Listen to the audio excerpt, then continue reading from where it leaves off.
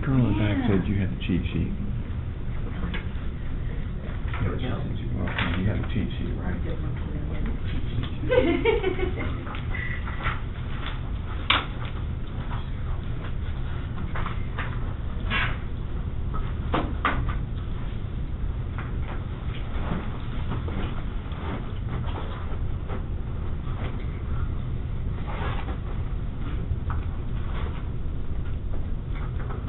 You're finished.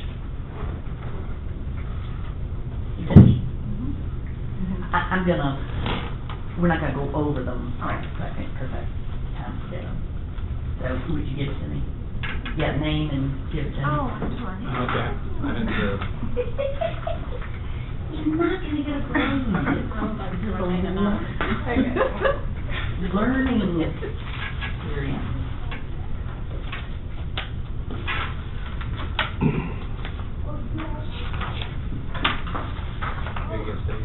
Thanks, Bob.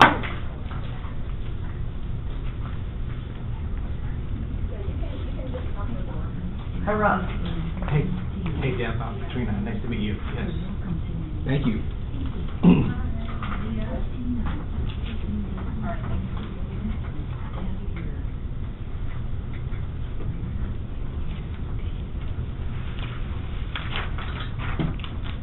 I'm Janae. Nice to meet you. Nice to meet you. Hi. Maya Sang. Nice to meet you. I think we met at the party, right? Was it a holiday party? No. Christmas party? Yeah. I was in there. Yeah. Okay. I didn't know for like, But yeah. Slide along. you know what I mean? No, like, oh, monetary contribution. I asked him, that could be like, Oh, great session. That's right. Awesome. You know what I mean, like, the disclosure type Helping an agent. versus. Oh, I mean, wow. the way I read it was. Got the video. Oh, God. Yeah. Oh, yeah. Sorry, bye.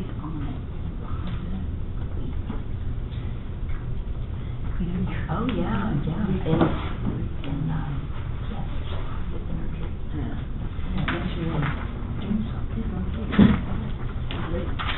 Thank you.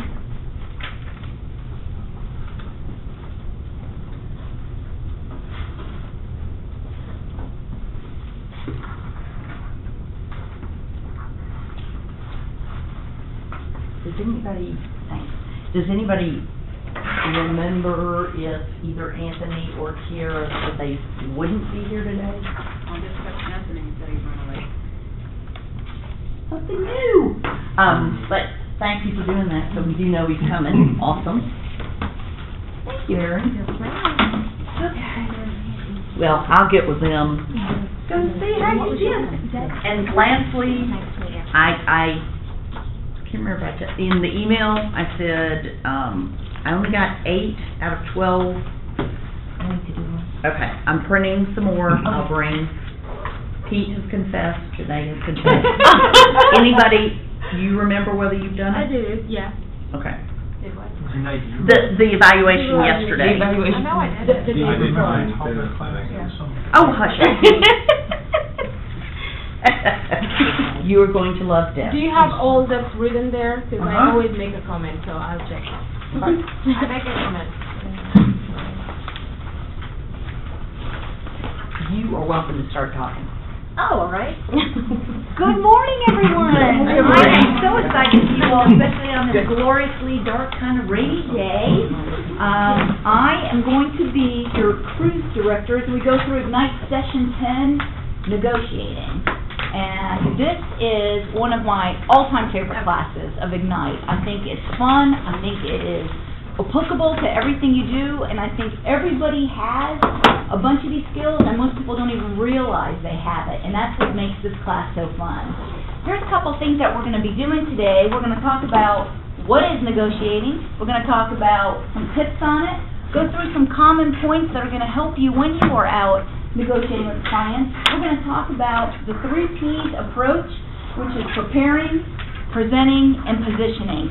And those 3 steps will get you through every conversation you need to have, and especially while you're new and starting out, it will give you the framework you need. It basically builds your foundation for all your discussions. We're going to do a little practice. We've got a video in here, and then we've got a couple role plays. We're going to talk about ahas and questions. I always like to start with a teeny little background on myself.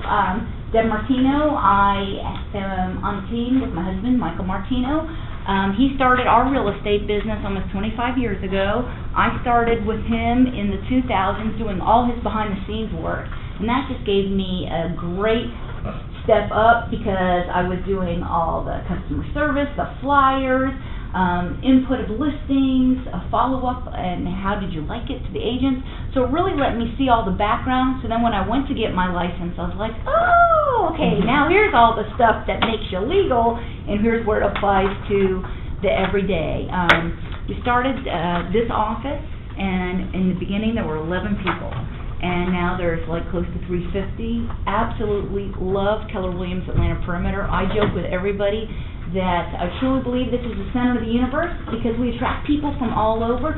So no matter where your clients are, you can very easily find someone in our office who lives there or knows that area like the back of their hand to either advise you as you're helping them, to co-op with you and work on that client together or whatever you need.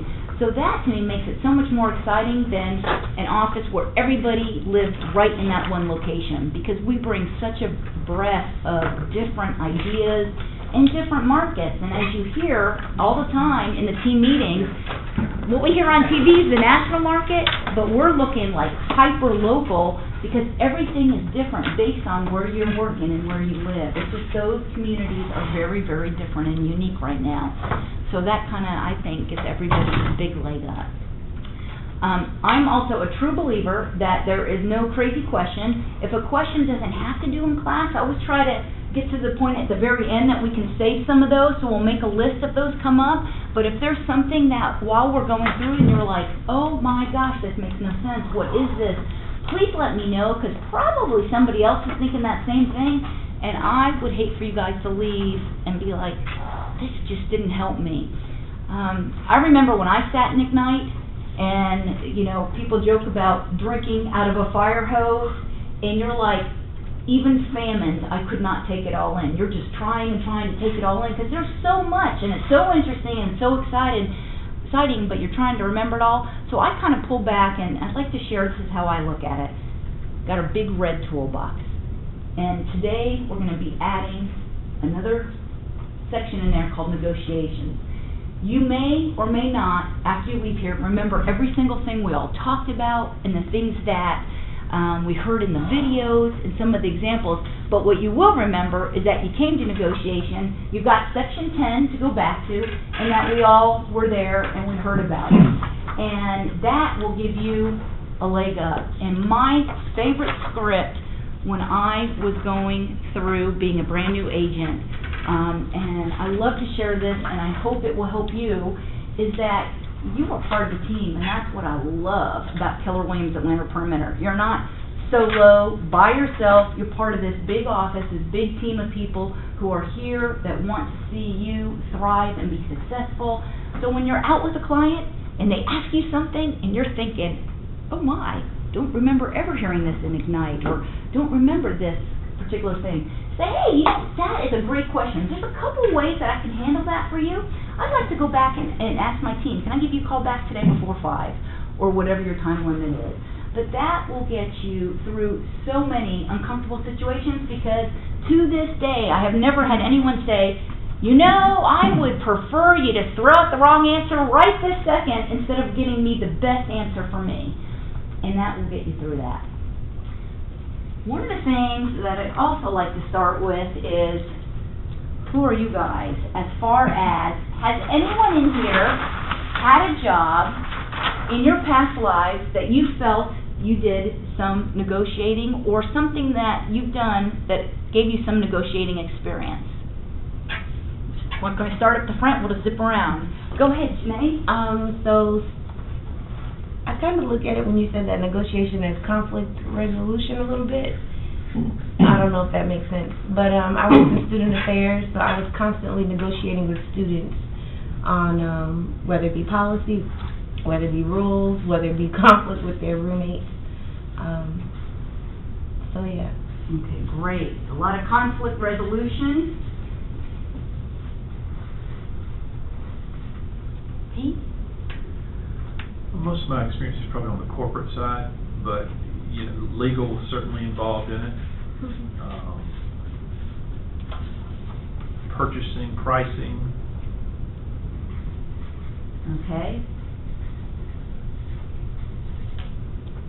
Bob? Mine was also corporate too, so it was, the contracts generally negotiated were like a 5 to 7 year agreement. And what we tried to do was understand what was important to the customer, and then tailor our proposal to, you know, those, you know, 3 to 5 important elements, you know, for the customer. Okay. So a lot of listening and asking questions. Exactly. So you do a lot of the upfront first, Okay. and then, you know, as a part of, you know, once we had the information, kind of developed really a negotiation strategy around, you know, what were our, and what we always try to think about was, if we had our negotiation, we try to, you know, think about 3 separate negotiations where you had a going-in strategy. Here's my going-in offer, and then you understand what your gives and gets are, Okay. and then you go round 2 and round 3, and hopefully by So round 3 plan you're- B, C, and D. Always kind of think in your mind, what's coming up next, what's coming up next. And you always Great. understood from a customer perspective what was important to them, what, you know, Mhm. what you could give, but also get at the same time, get back. So it was more of a trade as opposed to a, you know, here's what I want, right? Okay, perfect. Tia? Tia. Oh, Tia, sorry about that. That's okay. I assist with sales, so it's more or less negotiating with them to provide me all the complete information instead of bits and pieces so that I can assist them better. Okay, perfect. Getting that full picture of what's going on. And I'm sorry, it's really tough. See, Katie, have you had anything in particular that you've done in any of your past lives that you would say, oh, that's kind of a negotiating skill? Other than asking for raises, no. Okay, well, That's a hey. big one. And your children probably. They negotiate all the time. You know, I thank you so much for bringing that up, because that was one of the things. So often when we're in the class, afterwards people are like, I have never held a job where I've been negotiating. And I love to say, all right, are any of you in here, does anyone in here have a parent? Because if you have a parent, you are probably a grand negotiator, because everybody has done that. Does anybody here have siblings? There's nobody that you've negotiated more with, I think, than besides your parents and your siblings to get exactly what you want. Or your spouse. Your spouse is a great one. Y'all Have negotiate? you worked with them, and then, yeah, what was that one? They negotiate. Doesn't work like that in my house. Yeah. And kids, does anyone in here have any children yet? Yep. All right, the kids to me are my favorite negotiators, and if we watch them, you learn so much, because they're amazing. They're relentless. They do not ever take no for an answer. They can ask you the exact same thing every day for a year. No, honey, that's not how would you look. No, honey, that's not. No, we're not going to do that. No, that's not a good idea. No, that can't happen. Please, no, don't ask me again. And every single day they're going to run it by and check with you. Today could maybe be the day that she's broken, I'm going to needle her down. Yep. And it's just like, wow. And when you stand back and look at them, you think, they are the most amazing negotiators, and there's so much to learn from them. So this is why everybody in here has so many more negotiating skills than you think. You've bought a car, you may have bought a house, you've gone to a yard sale or an estate sale. You've done so many things, but even in our relationships, we are constantly negotiating. So thank you for bringing that up. Anna, anything that you've had? Anna Corley is the double first. Oh, Anna Corley, Yeah. yes, thank you. Yeah. Sorry, I'm like trying to see something. No, Yeah. it's confusing. I have to usually say that. Like Mary Margaret. So you took time, so I used to nanny, so my negotiation was usually with a 2-year-old. So that I guess is also with my independent contracts with the parents. So And then I worked on the front desk of a major hotel in Nashville for Gaylord Opryland. So Oh, my. we had a lot of fun times with customers. Keeping people comfortable, happy, and dealing with issues. I bet that's a great 24-hour negotiating job. And I was there when we had a disaster scene, so I've done like crisis negotiation and Ooh. handling. So it was we had a full house with a conference center, and one of our generators over there exploded. Oh, my. So we had That guests gave you that were out of, we had probably, they lost power in the conference center, but it affected a whole section of the hotel, so we had like 1,500 people that couldn't go back to their rooms. So we were hosting them until 6 a.m., and I was on at 2 in the afternoon. Oh. So I worked like a, yeah. That gave you some very good, We were having to like skills.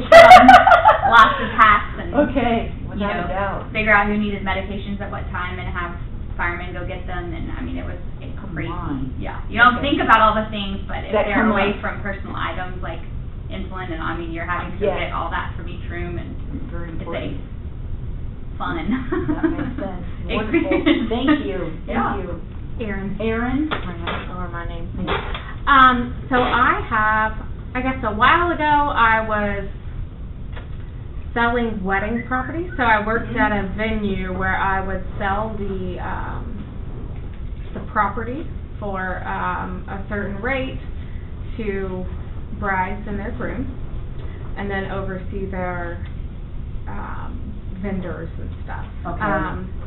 And I worked in the airline industry as an engineer, so there was lots of negotiating with maintenance and as far as, you know, aircraft projects and engine modifications and stuff.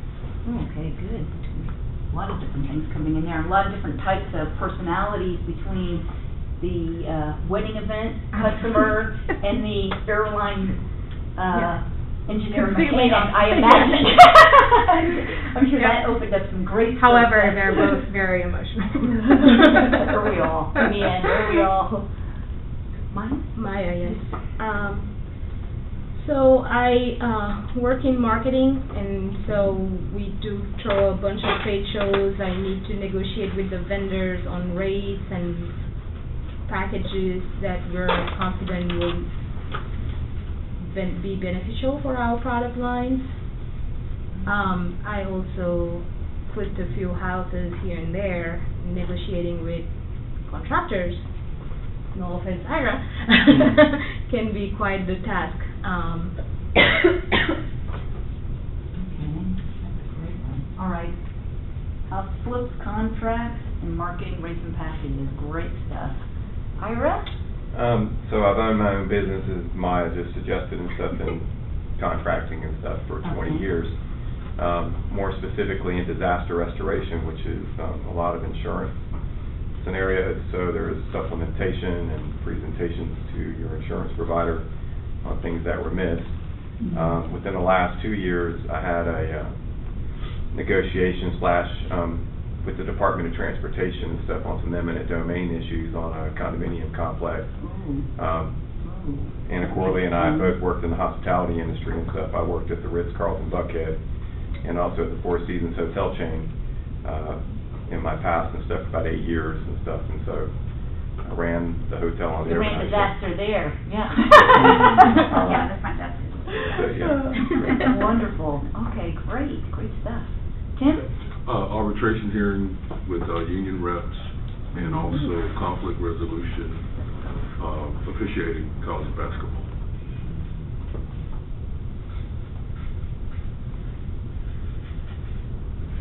Awesome. Okay, and Mia? Mia? Yes. So, lately I have to negotiate with my 2 children. They're 3 and 6, mostly with a 3-year-old. Who's better The 6-year-old is much better. at negotiating and getting what they want? No, I'm sorry, the 3-year-old. Yeah. Little boy. What I would expect. I guess it's more like threatening with him. Right. You know? The You can 6-year-old only you can negotiate how rationalize much with he a little knows bit so far, more. and you have to threaten him at a certain Great. point. Oh, excuse me. And in the past, I know when I got married, I definitely had to negotiate that, catering contract. And when I bought my house, I had to negotiate with the seller, which turned out to be my husband, and, right, So that was. So you met him by purchasing a house? That's a Yeah, great story. I did. The house came with a husband. Not exactly. You didn't want to leave. That is great. That is a great story. Well, and the point of this was to share that there's so many different aspects of negotiation. So we're going to start going through and reading chapter 10. I'm going to have everybody take a turn to read a little piece. We're going to talk about it. We've got some exercises in between. Always like to tell people, if you're somebody that it's hard for you to sit, please feel free to stand up for a minute in the back, stretch whatever you need to do to stay engaged. Really want this to be a class that you leave with at least 2 new ideas. At least 2 that you say, I'm going to jot these down, or I'm going to implement these and make my life a little bit easier. And then the rest can go into that red toolkit so you know they're there and you can pull them out when you need them. But maybe you don't need them right now, but you know how to go back to them and find them. Hey, welcome. Hey, and who are you? Anthony? Welcome, Anthony. We're just talking about what negotiation skills everybody had in their past lives, and we're just now moving into chapter 10, which is Ignite's presentation on negotiating. So, today we're going to go through, like I said, a bunch of negotiation tips. We're going to talk about the common points of negotiation, walk through that 3 P's approach. Hey, Deb, can you take just a second? Yes. Some of us are on the online version. I don't know how to get to it. Oh, is it not? KW.com. 10? Yeah, I just never had to pull up. KWK. Some of us didn't buy the book, so we're just, and I don't know how to get to the online book yet. Does anyone have it online that can help with that? Yeah, she can't. I just wanted to, if you could just pause while I did Yes, it. I'm so sorry. I didn't even realize that, you're doing it online. Thank you so much for letting me know. So everybody either has a paper copy or an online copy. So is everybody good? We're on Power Session 10, right? Yes. Yes, Oh, wait. negotiations, Oh, it is French. Power Session 10.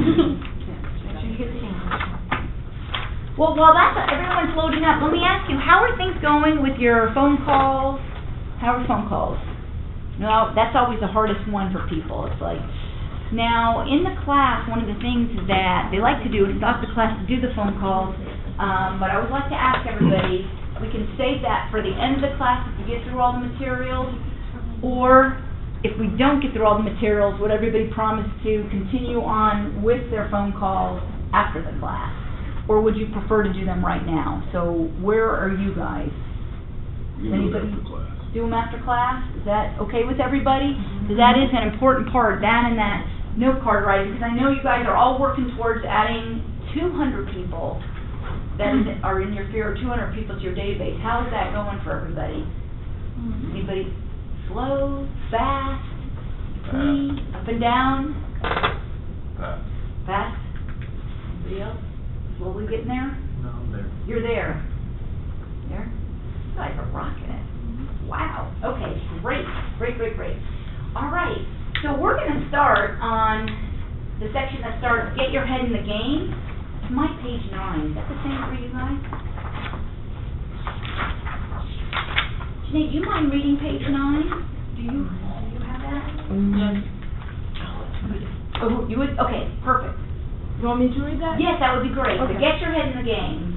Negotiations are an integral part of most real estate transactions. In fact, they are so important that in a 2014 National Association of Realtors survey of buyers and sellers, negotiations ranked second in the list of what buyers want most from their agent and ranked sixth in what sellers want from their agent. As with the offer process, negotiation is a pivotal point. It can literally be the deal maker or the deal breaker.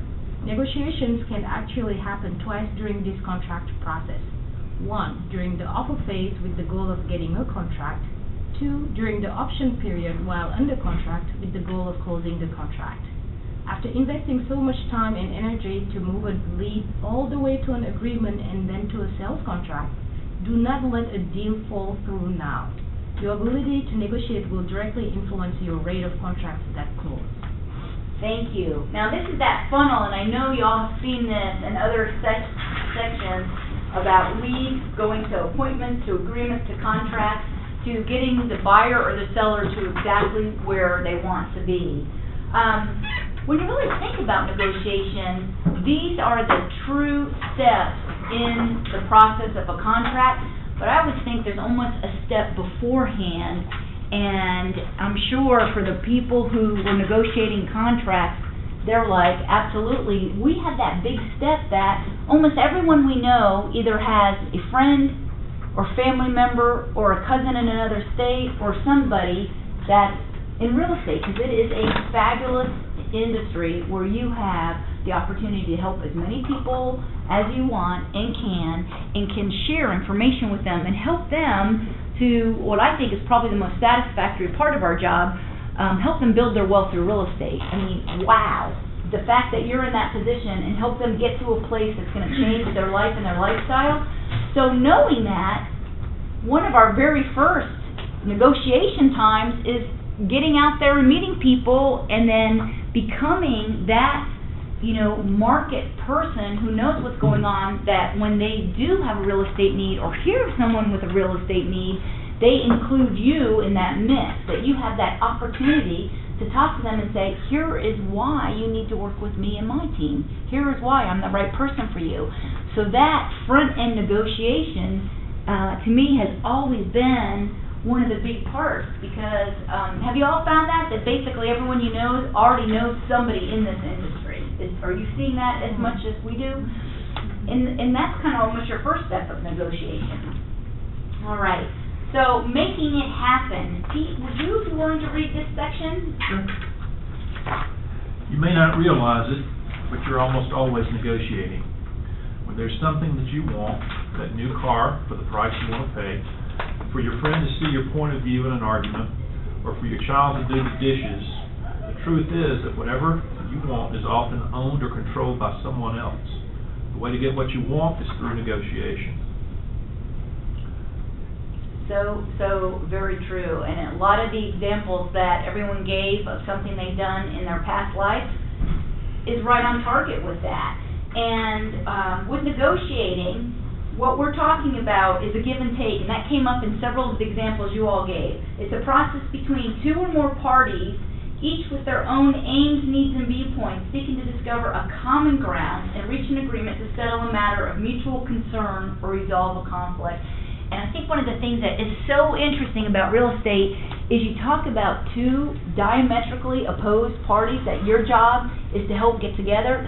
Think about it. You've got the seller who has the perfect condition, most updated, most valuable in the entire neighborhood home that they're selling, and what do they want? The highest price possible. And then you've got the buyer who's out there looking for good, solid structure with a house that fits all the things that I'm looking for, but do they want to pay the most possible? No, they want to pay the least. So here you are with two people looking at things completely differently, and our job is to work this transaction and help everyone get together, work through any issues that come up, and get everyone to a place that they feel really good at the closing table and are actually sharing information. Oh, here's these neighbors, here's this information, this is something you need about a house, and everyone's really excited about it. The seller's happy to sell, the buyer is happy to buy, and that is when you know you did your job and you really did it well. Does it always happen like that? And does it happen like easy? No, and that's why we have this session. Now here in Georgia, this is a little picture of how do we negotiate. Real estate in Georgia is the buyers have a buyer agent that represents them, the sellers have a listing agent that represents them, and then they work with each of their clients, and then the agents share the information back and forth. We joke about really there's no good that happens in the very beginning of a transaction if the buyer and the seller talk. Because as a seller, a lot of times in their zeal to talk about things, they share all this information on the house, and the buyer hears something else, and then they're like, whoa, this is not good. This might not be the place that I want. So keeping with that, the agents basically step in, take the emotion out of it, because I want the most, I want the least. All that's gone, and we just talk facts. Here's what's going on, here's what is happening, all right? When you're going through that process, there are so many different tactics that can be used, and so many different things that come up. And like you've heard in our team meetings, everything is so hyper-local, it's depending on what's going on in your area, what's going on in your community, what's going on in your neighborhoods that you're representing. So you're looking at how many days on market is a house on. Are you seeing an influx of price reductions? Are people pricing them here but then needing to drop the price in order to get a buyer? What are you seeing? So you take all those things into account every time you're negotiating, and those are the facts that help you in that negotiation process. Were you all here to go to the stats presentation? Who went to the stats presentation that was here a couple weeks ago? Those stats are out on our QuapNet. They're for you. Those are the best things ever because the numbers don't lie. So when you're going to meet a buyer and going on a listing presentation, to be able to show them the actual numbers for the area they want to focus on, here's how long they're on the market, here's what they're selling for, here's the price of the house versus what it's sold for. That information is so valuable, and you take a lot of the guesswork of it out, and even though you're over here going through and culling through all the data to come up with the comp, those stats are going to help you so very much. Every time they come out, I would say, please read through all the recaps that Chuck Carr has done that say, here's what these mean. He does a summary at the end of all the single family and the condo attached.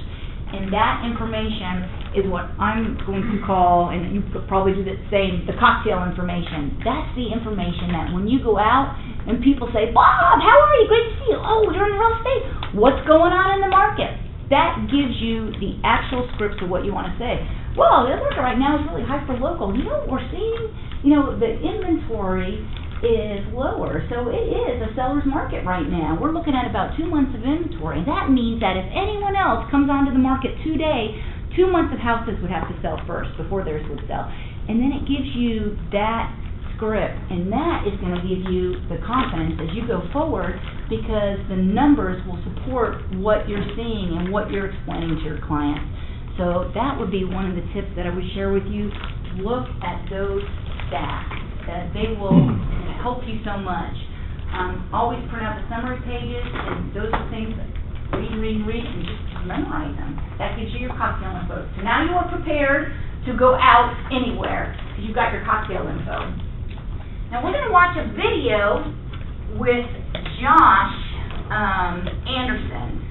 So Josh Anderson is an agent out in, let me make sure that's on. Out in the Midwest, and he's going to talk about some techniques that he has used going through negotiations. What is so interesting, and this is one of the reasons I love to go to Keller Williams events. Like, I know this is early on in your career, and they were talking about family reunion, but family reunion is agents all over the country, you know, thousands, like 13, 15,000 that come in, but the best of the best speak about what's working in their area, and you always get these great ideas like, they're doing that out in the Midwest? Huh, nobody's doing that here. I'm gonna throw that into my toolbox of things that I'm doing to help my clients. So Josh is gonna talk about some things that we were actually doing a lot of during, especially the shift in the market or the change. Whenever the market changes, which it always will, there's going to be times that you need to adjust your scripts and your strategies because the market is different. Here we go. So let's take a look at this and see if you get any ideas from him about some different things to do. I guess it would be great if... Keller Williams since 2006. 2014, we did about 200 transactions for about $60 million in volume. I grew up on a farm, so I've always seen my dad negotiating land and cows and horses, being the youngest of four, and I'm trading and negotiating and all growing up. So I've kind of done it all the time. Some people are certainly gravitate toward it and are naturally better at it than others. But I think that negotiation can definitely be learned. I think there's a lot of skills that go into being a great negotiator. I think it's learning your client.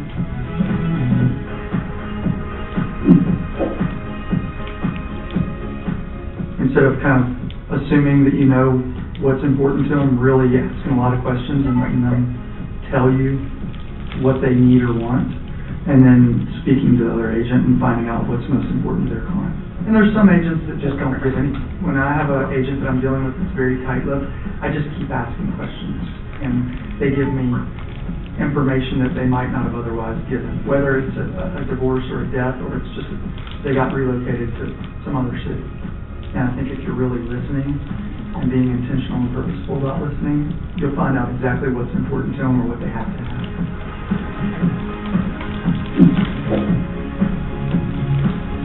In certain situations, you have to be creative. We're always looking for that next little tip to help our clients out and win the deal. One of the techniques that we've used a lot that's worked well for us is the escalation clause. For example, if the property is listed at $250,000, we might go in at $250,000 with strong terms, and in special stipulations we might put in there that we're willing to beat the next best documented offer by $1,000 up to $263,000. And the best offer might be $261,000, so we end up getting it for $262,000. From a client standpoint, be willing to have a real conversation. It's not us just being realtors for them, it's us consulting and advising and really telling them, if you really want this property, here's what you have to do to get it. Everybody's got a different way of how they negotiate. And networking with other fellow agents around the country, the more you hear it, the more ideas you get. And then you end up gearing it towards you and what you think is going to work best for you and your client. A lot of it comes down to experience, and I think the more deals you do, the more comfortable you get with it. If you step back from every transaction and learn something, you're going to get really good over time. Okay. Anybody hear something new or different? Anything they have a question on, or anything that they were like, oh, that sounds interesting? The escalation clause. Yeah. Escalation clause. Have y'all talked about the escalation clause yet? No. That is probably one of my favorite things, and I will say, had never really seen it until 2008 when things started shifting down, and I heard different people talking about it. And when the market went back up, and all of a sudden people were doing great, and the economy was going good, and the stock market was going good, and they'd survived this change in the market where everyone kind of hunkered down, wasn't spending money, was staying in their homes. Now they're out and they're ready to buy. So you only have so many houses out there, but there was a lot of people who were ready to do something. So we started ending up in multiple offers. So there was more people looking than there were houses out there for them to buy. And or the houses that came on and were perceived by the buyer to be of value, you know, priced well and in good condition, especially after, if you think about a slump in the market.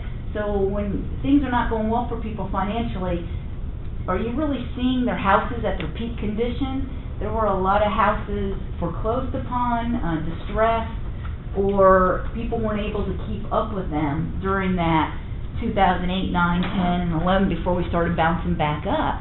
So now you've got houses in great condition, people are putting them on the market, everybody's running out. So the escalation clause gave your clients an edge. So you walk in, and let's say the house is $250,000, and your client says, this is the one, this is it. You pull all the comps, you look at what the sales in that neighborhood are, what are the sales, if you need to, stretch out a little bit, what are the sales in the high school district that that house is part of the community of? Is that $250,000 a good price, or would it be more? And we had people who were like, I'm willing to pay more.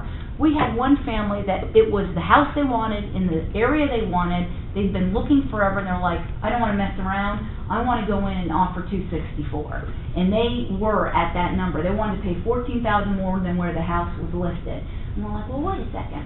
Okay, so if the amount of the house that you will pay is $264, and that is a number only your client knows. That if they were to pay $1 more than that number, keep all the emotion out of it right now. If you were to pay $1 more, what would that be that you'd say, oh my gosh, I've paid too much for the house? And I'd love to have that conversation with people before we're in a multiple offer. When they say this is the house, what's the value to you? What is the amount that you would be willing to pay that if you were to pay $1 more than that, you would say, I've paid too much and I regret buying this house? And that's a great thing for them to think about while they're still going, I really like this house, I just kind of need to think about it a little bit. No emotion, just this is where I go. Because when it is a hot property and you contact the agent to find out, have you received any other offers yet? And they say there's a lot, then that's where you're going to come into play with what Josh is talking about, the escalation clause. So the house is priced at $250. You say to your client, well, you were willing to go up to $264 like he had in his example. Let's put in our price at X amount. Typically, we want over the list price, and then you do really clean terms, and we're going to talk about some of those ideas later today. And say you will go up to X amount, because then you have a ceiling. Because you don't want to say I'll beat any bona fide offer by 1,000, because it could go far beyond where your client wants to go. So you need that ceiling in there. And we were finding by doing that, A, we were beating everyone else out, and B, our client's threshold was not overmaxed. As listing agents, we also received multiple offers where they didn't put a ceiling in. So then you're like, as long as we can get it to appraise, it's a good day. And then there would be other things you might ask to take out the appraisal contingency, especially if they don't have a loan, or have them pay the difference if they're solvent. There's just a lot of different ways to work those key pieces. But the escalation clause is awesome, especially if you are putting an offer in on a house that is going to have other people wanting that same property. Okay? Does anyone have a question on the escalation clause? What else did you hear that Josh shared that could give you, that was an idea or something that could be usable? Keep asking questions until you get them. Keep asking questions. I love how Keller Williams says go 3 deep. So you meet with the buyer, they tell you exactly what they want, or you meet with your seller, they say, I won't go beyond here and this is it. I hear you. Why is that important to you? Great. What will happen if we don't meet X that you're saying is important to you? And then what will happen if that isn't met? It's asking questions in a different way 3 times. And what's so interesting is even the people that are most open and adamant about why this is important, when you go 3 deep and keep peeling that onion back, it is amazing what comes out. Well, it's really important for me to get here by this date because I want to get there before my kids graduate, or we've got this big trip planned and we've got to make sure we're already settled before that happens. Or my mom is not doing well and I'm really trying to work around her health issues and I'm very concerned about it. Things that would maybe not come up in a normal, I'd like to list my house and I'd like to, have it so quickly conversation come out. And that is so important for you to have that information, because when you understand what your client's needs are and what's their motivation, you can help them and point back to that when you're in any negotiations. Because that's the thing that when I get hot-headed and I'm upset, I don't remember. Why am I doing this? Why is this important to me? And those motivational pieces and understanding what's important to your client are very important. So asking lots of questions, great takeaway from this. That's huge. Keep asking questions. He talked about listening. I find it's very hard when there's silence to just listen and wait for somebody to answer a question. Do you guys ever run into that? You ask a question, you sit there for, it seems like 10 minutes, but it might be 30 seconds. Yeah. And you're waiting, and then our human need is, I think, to fill in discomfort almost. Like, well, do you have any other ideas on that? Katie, is there anything else you're thinking about? We just start wanting to fill it versus just sitting and waiting and seeing what comes out. And they joke about he who talks first loses, and it's so true in negotiation. You need to give people time to think about it and come up with, all right, well, why is this important, or why do I feel this way? So listening, huge. Josh also talks about being creative to close the deal. His example was the escalation clause, but depending on the scenario you're in and what you're up against, there's a lot of different things you can do, and that is the greatest part of being part of a team here at Keller Williams Atlanta Perimeter, because there's a lot of people to ask. There are, go in the workroom. Hey, this is what I'm dealing with. Check in with Stacy. What else could we do in a situation like this to help your client? What else can I offer as a potential strategy? So that's what you're looking for. Anybody else hear anything different in there, or anything else that stuck out to them? I think when he said being purposeful, Being purposeful, why did that stick out to you? just to ensure that we're learning, we're understanding what our clients' wants and needs are, and being clear on it, so there's no room for ambiguity. Excellent.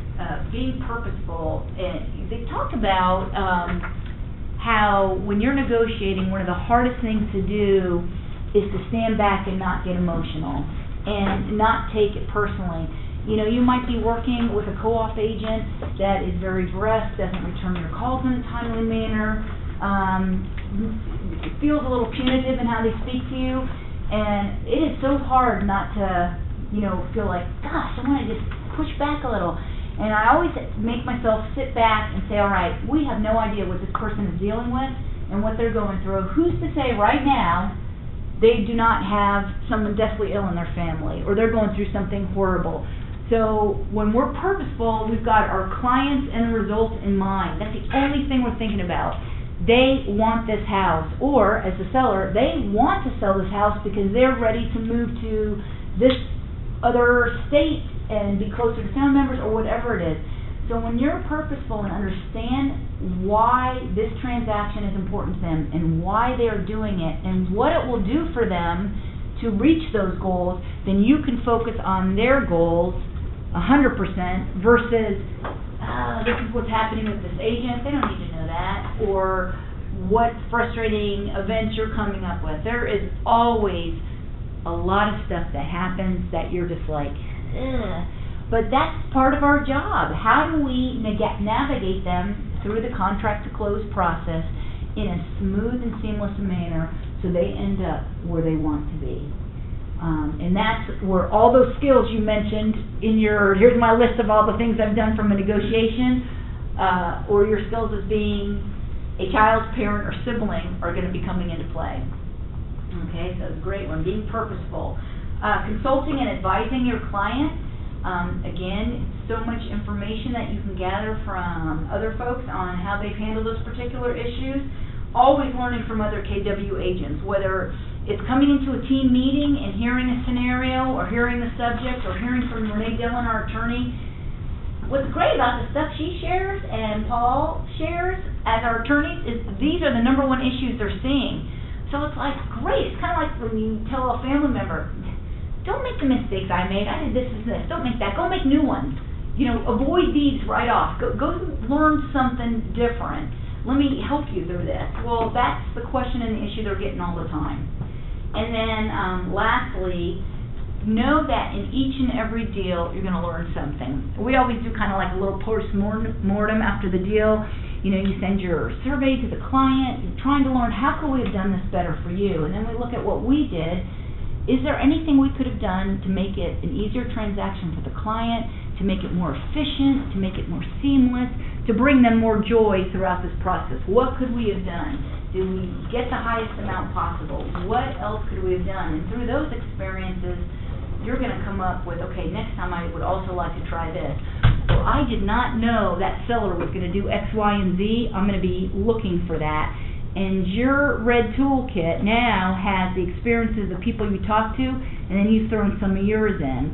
And the more of those you add, it's kind of like your movies. Those are your memories and your movies that you're adding in. So right now, maybe you don't have as many, but that's okay because you're picking them up in the team meeting, you're picking them up when you talk to people in the workroom, you're picking them up in class. But as time goes on, those are going to be your movies from your transactions, and those are the things you really want to put some weight on. Okay? Any other questions on Josh's video? Anybody have anything? How are you guys? I usually break at 11:30 But does anybody, do you want to take a break earlier, or are you okay for another half hour? Everybody good? Okay. So next, we're going to go through negotiating tips, basically all the golden rules. Would somebody like to read the tips for negotiating? Oh, thank you so much, Denise. All right, keep the following tips in mind as you work toward mastery in negotiation. Above all else, be professional. Remember your goal, a signed contract. This is what you're driving toward and what both agents and their clients have in mind. Control what you say to anyone involved in the transaction. If you create anxiety in your client or other parties, you are reducing their leverage in negotiations. Continually refer back to motivation.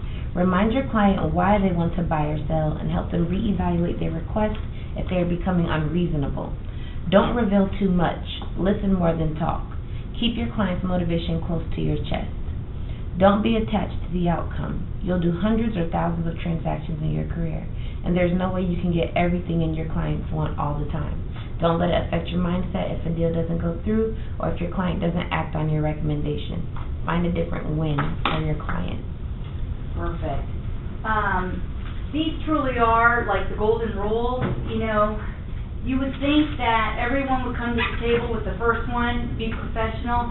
It's not always the case, and you learn to let some of those go, because not everyone you're going to work with is going to have the same ethics and professional demeanor that you have. You've probably heard it in our team meetings. We all say it all the time. In every transaction, you've got to be the bigger and better agent. And that's why we work so hard at Keller Williams with education. And it's always timely with what's going on in the market and what's the newest thing happening. Because if you're the better agent, you can kind of keep an eye on what's going on both sides. We've had buyers that we're working with, and we have to help the seller agent with vendors, with, hey, how about if we do this? Would this work? You know, offering ideas that would work for their seller, but also keep our buyer happy. Sometimes somebody just either doesn't have a company they're working with where they're getting the ideas, or doesn't know what to do, or might be in it for the wrong reasons, and you're going to run across on them. the other side's a complete idiot.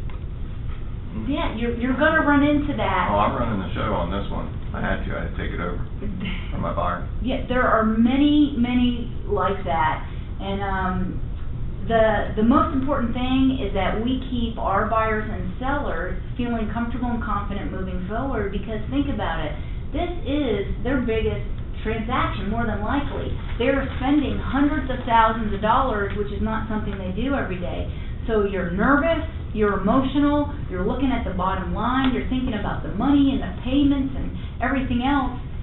Like, to find out that the co-op agent is flipping crazy and they won't return my calls and I hate working with them and this is the worst thing I've ever been through. Oh my gosh, is that going to make me as the buyer or the seller feel comfortable moving forward? Heck no. So those are the things that you probably want to come back in here and say, I got to talk to somebody. Let me vent. This is what I'm dealing with. And then after you vent, all right, what are some good strategies we can do working with this person? And it is so interesting because we've had people that you call and they won't return the call. You text, you can't get the text. Days are going by and finally it's like, all right, where are you this morning? I'm bringing coffee and we are meeting. I will bring it to you. Where are you going to be at 9 o'clock? Or, I'm too busy. Okay, you have to eat. At some point today you have to eat. I will bring you lunch. I will find you. We can meet at X restaurant. What do we need to do? I just need 2 minutes of eye time. We've got 2 great parties here. How do we get them together? And you will break it down, and I find with the people that are the screamers with the text, all caps, no, you know, and you're just like, oh my, what's going on here? If you can get face-to-face with them, it's a whole different story. And some of the worst people in the transaction can become the best people in the transaction. And that's where it's always like, okay, breathe, and let me try to put myself in their shoes and just imagine they're going through something horrible so I can be more patient and kind. And, you know, in all honesty, this is where we have an incredible opportunity to grow our skills.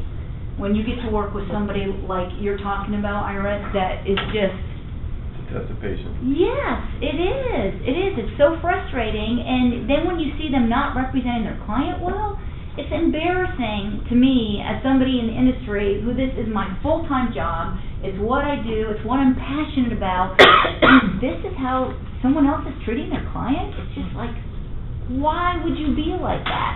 And it's working through all that on your own to come up with solutions that will work with everybody. No, their plight is just that they're oblivious. Really. I mean, that's their plight. Well, and in all honesty, you'll see that a lot when the market is going good. When the market's going good, a lot of people who, like I got my license when the market was bad, and people were in there going, I've lost my job, I don't know what else to do, I've loved houses. It wasn't like, this is something I've always been passionate about, I worked in construction, or I worked in negotiations and this, or it's something I've always wanted to do and I'm finally fulfilling my dream. These people, I would say 3/4 of the class was completely lost and said, I didn't know what else to do, so I got into real estate. Well, on the flip side, when the market's really good and you're seeing houses, flying off the shelves, like somebody says, oh, put a sign in the yard and it's sold, because the buyers are out, the sellers are doing good. We do have a lot of people come in. They come in part-time, they come in just to work on weekends, they come in just to help their family and friends.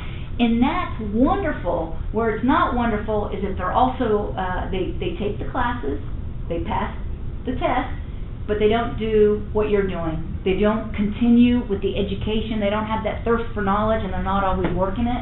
Because that's when you get into working with somebody that is so hard to work with because their knowledge is there. We had an agent a couple months back that was citing regulations from like 5 years ago. They didn't even know what was on the current contract, and you're just like, oh my, it's... Yeah, that's exactly what I started. What you're running out with. Yeah, we offered a purchase and sale agreement, and they came back with a counter to shorten the contingency period, which was fine. And we said, fine, we're all cash buyers, we don't need that much time. Okay. And so what they did is they struck through in pen, the purchase and sale, which was auto-filled, and then they initialed it. Okay. And I said, well, we still need a signature on the purchase and sale agreement from the seller. He says, no, if we sign that, then we will actually be engaged in the original contract. I said, no, you've already initialed all of the changes and such. It took me 4 times before I said, look, and this was over the weekend, I said, if I need to, I'm going to have to go to my legal department, and they're going to have to weigh in on this. We need that signature. And then they finally consented that I was right, that they needed to get the actual signature from the seller. And then recently, we were going through our due diligence, and we came into an amendment. And this happened this past weekend, and then I sent all of that into .loop when it was consummated and stuff, and shared it with everybody from them to the closing attorneys and my clients and everything. Right. And then on Monday afternoon at 5 o'clock, he shot me a text and said, hey, I was just driving down the road. We have to basically send all of this information to everybody and stuff to get it moving. And I said, doofus, if you just, I didn't say that, but I said, if you just check your email, you're going to see it, and then you're also going to see that the closing attorney has received it, and that they've already ordered the title search. You're good. You're welcome. But I was like, 5 o'clock on Monday afternoon, are you serious? You're just ding? I was like, wow. This is a perfect example of being the bigger agent in the transaction. And again, I think we should all go into every single transaction being the bigger agent. And that's where these negotiating tips, in my eyes, are the golden rule. If we're doing all these things, it will come. So now, in Ira's example, there's a couple things that, as time has gone on, we have added into our repertoire, and if it's all right with you, I'd love to share them. So if it's something you aren't doing or haven't thought about doing, you can. So first of all, you got this agent who does not keep up with things. Real busy, has a lot going on, isn't even checking their email during the middle of a transaction, is sending texts because they don't know what's going on, or calling and you've already done it. So in the GAR forms, there's a document called the Important Dates to Remember. Love that. If you're not sending it out, that is the best thing ever. The 2 reasons I love this is, 1, you send that to everybody. Everybody knows the parties in the transaction, awesome, and everybody knows the dates, because it's all the important dates. it forces you to go through and put in all the dates of the contract, which makes you, I know it's gonna sound old school, I still love to print out a contract, go through it, highlight it, put any questions, how are we gonna respond, what's my plan A, B, C, what else could we do, how does this affect the seller, oh my gosh, the closing date comes after when they need to move, what could we do to make that work? I still like to do all that, but once you're fully agreed upon, that important date will be all the parties in the transaction and every important date you need to know. I then take that, put them all into Google as a calendar invite, and invite the other agent, and I tell them this is what we're going to do, and ourselves. So every single day, and I should say every single night, I am coming in, looking at my Google Calendar going, okay, we set them up as an all-day transaction, so they run across the top. On my calendar, I like them in red for KW, and it's due diligence ends, like DD ends, X address, earnest money due, X address. When you're working with somebody like that, the hardest part, I think, is sticking to the timeline. And more things have happened when somebody has accidentally calculated a date incorrectly. Financing, 21 dates from the binding agreement date. So you count the days wrong. You fill out that important dates to remember. The hope is that the other agent will say, hey, by the way, I did the exact same thing, but I'm seeing it's going to be the 30th. You have the 31st. That would be kind of important to know because that's a huge deadline. A program that I love, and I know it's so easy to count dates, but when you want to verify that 100% you have the right dates, have you all ever seen timeanddatecalc.com? Timeanddate.com. I love this, and I will share with you because I think the best way for all of us to learn is from each other's mistakes, and I made a grand one. I manually calculated the end of a due diligence period with a very smart, seasoned agent. This was way in the very beginning of my career, and I calculated it a day after. So when I started counting, it was at the end of the month, and somehow I missed like the 31st. So let's say the due diligence really ended on the 9th, I had it ending on the 10th. So on the 8th, or on the 9th in the morning, I called and said, we're still waiting on your reply back on this, and she said, guess what? We're done. You've missed the date, at the end of the day. You've missed it. And I was like, I went back and recounted it. I was off a day. So that put us in a very sticky situation. So what did I do? I paid for the repairs because the seller did not. And you do that one time, and I will tell you, you will never count your dates wrong again. And that was one of my movies, because that was a huge error. So this little website, I love it. You can go in and say, count days include weekends, count days don't include weekends, subtract days. You put in your binding agreement date, and you say plus 10 days, that's the end of my due diligence. 21 day financing contingency, binding agreement date, plus 21 days. Boom. Then you can look while you're going through the negotiation, is this important date ending on a Sunday? Well, guess what? Super Bowl Sunday. Is anyone going to be negotiating with you on Super Bowl Sunday? No. Is it hard to get hold of people on a weekend? No. If your due diligence ends on a Sunday and you're representing the seller, and they are frantically in 10 days trying to get vendors out, once they get the report, and then get the amendment to address concerns, it would be good to know you're ending on a Sunday, because guess what? You're probably not going to reach anyone on Saturday and Sunday. So you are going to have to beef up your efforts as far as reaching your contractors. So that's something that I love, timeanddatecalc.com, because you always will know your dates are right. So like Ira, you fill out your important dates to remember, you get it to everybody, throw them into Google, tell the other agent, hey, let me know if you see anything wrong on this, and I'm also going to send you a Google invite for all our dates. Years and years ago, people would say, oh, don't do that because it's your listings and you're kind of hoping they might miss the end of the due diligence. You know what? No good happens from that. No good happens from everybody not working together and being up front, because here's the thing. Those people wanted the house. Now they don't have a chance to get it because they missed the date. Your seller would probably want it to fix anything that's safety and structural to make sure it's right and they can sleep well at night, knowing they turned over a house that's safe and structurally correct, nobody's gonna get hurt.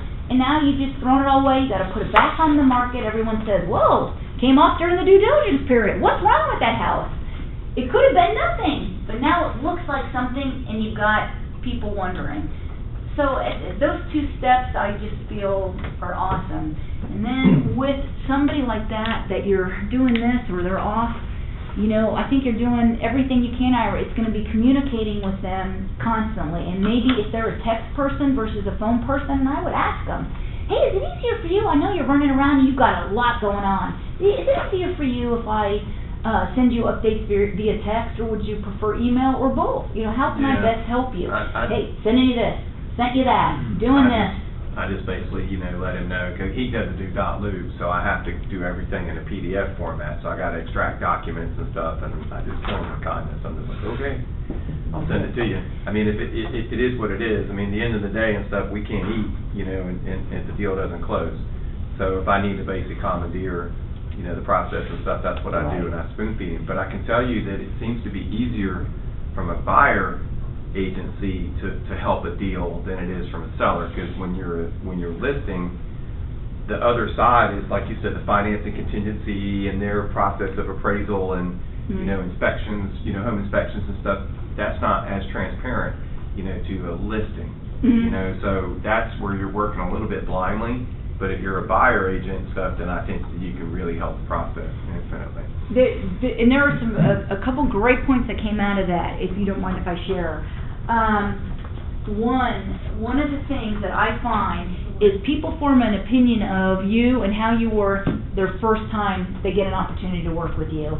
And I have been shocked in my life when we have a listing that somebody will just blindly send an offer over and not even call us. And one time, like, our email address is like info or Deborah@martinoinc.com.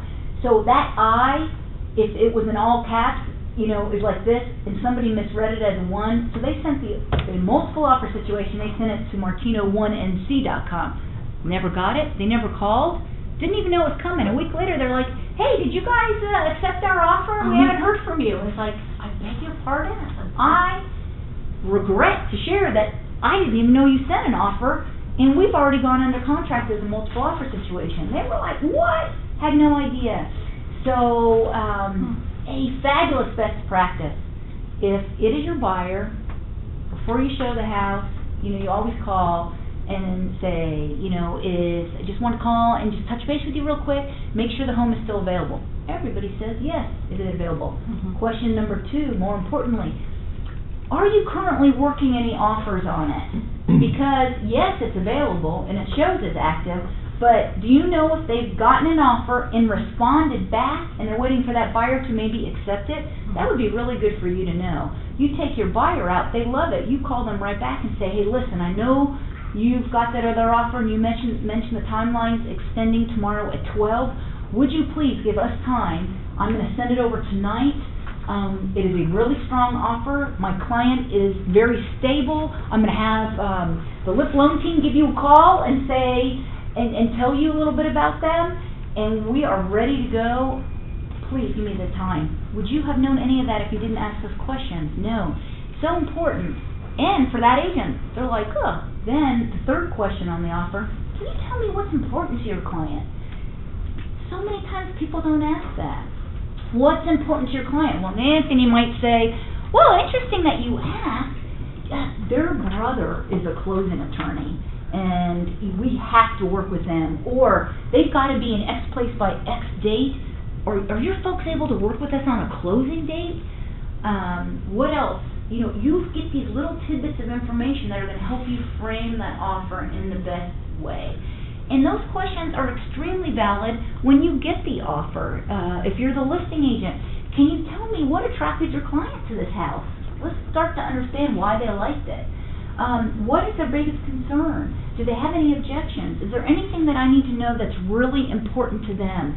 When we share this with the seller, we want to present the full picture of who your buyer is. I'm gonna give your lender a call. Is that all right? Because I wanna find out, are they stable? Have they been returning all the documentation in a timely manner? I wanna talk to the lender. Is it a lender anyone knows and has worked with? Is it a lender only on the internet and you're not comfortable? You know, what are the pieces you can gather so you have more information to share with your client? So there's a lot of little things that come up in that phone call, and most importantly, in that phone call, you've already started the bridge. We have no idea who each other are, but you've already said, I'm here, I want to work with you, I want to work with your client, I have a buyer or a seller who's really excited to work together, and we're ready to get started. It sort of sets the frame, and you'll find that that makes a difference, and very, very interestingly, it's funny. We have had people take our buyer's offer over someone else's who maybe even had a teeny bit better terms because they knew how we were working. And as you go on in life and you develop a reputation in the industry, people will be like, oh my gosh, I've worked with Pete on 2 other transactions. He is on it, he closes every loop, he's extremely professional, and he makes sure the deal gets done. I think we should look at his offers very closely and maybe counter it. So when that comes back to you, you know, okay, now we're doing the right thing. So Deb, as a buyer's agent, you're gonna go out and show 5 houses. Okay.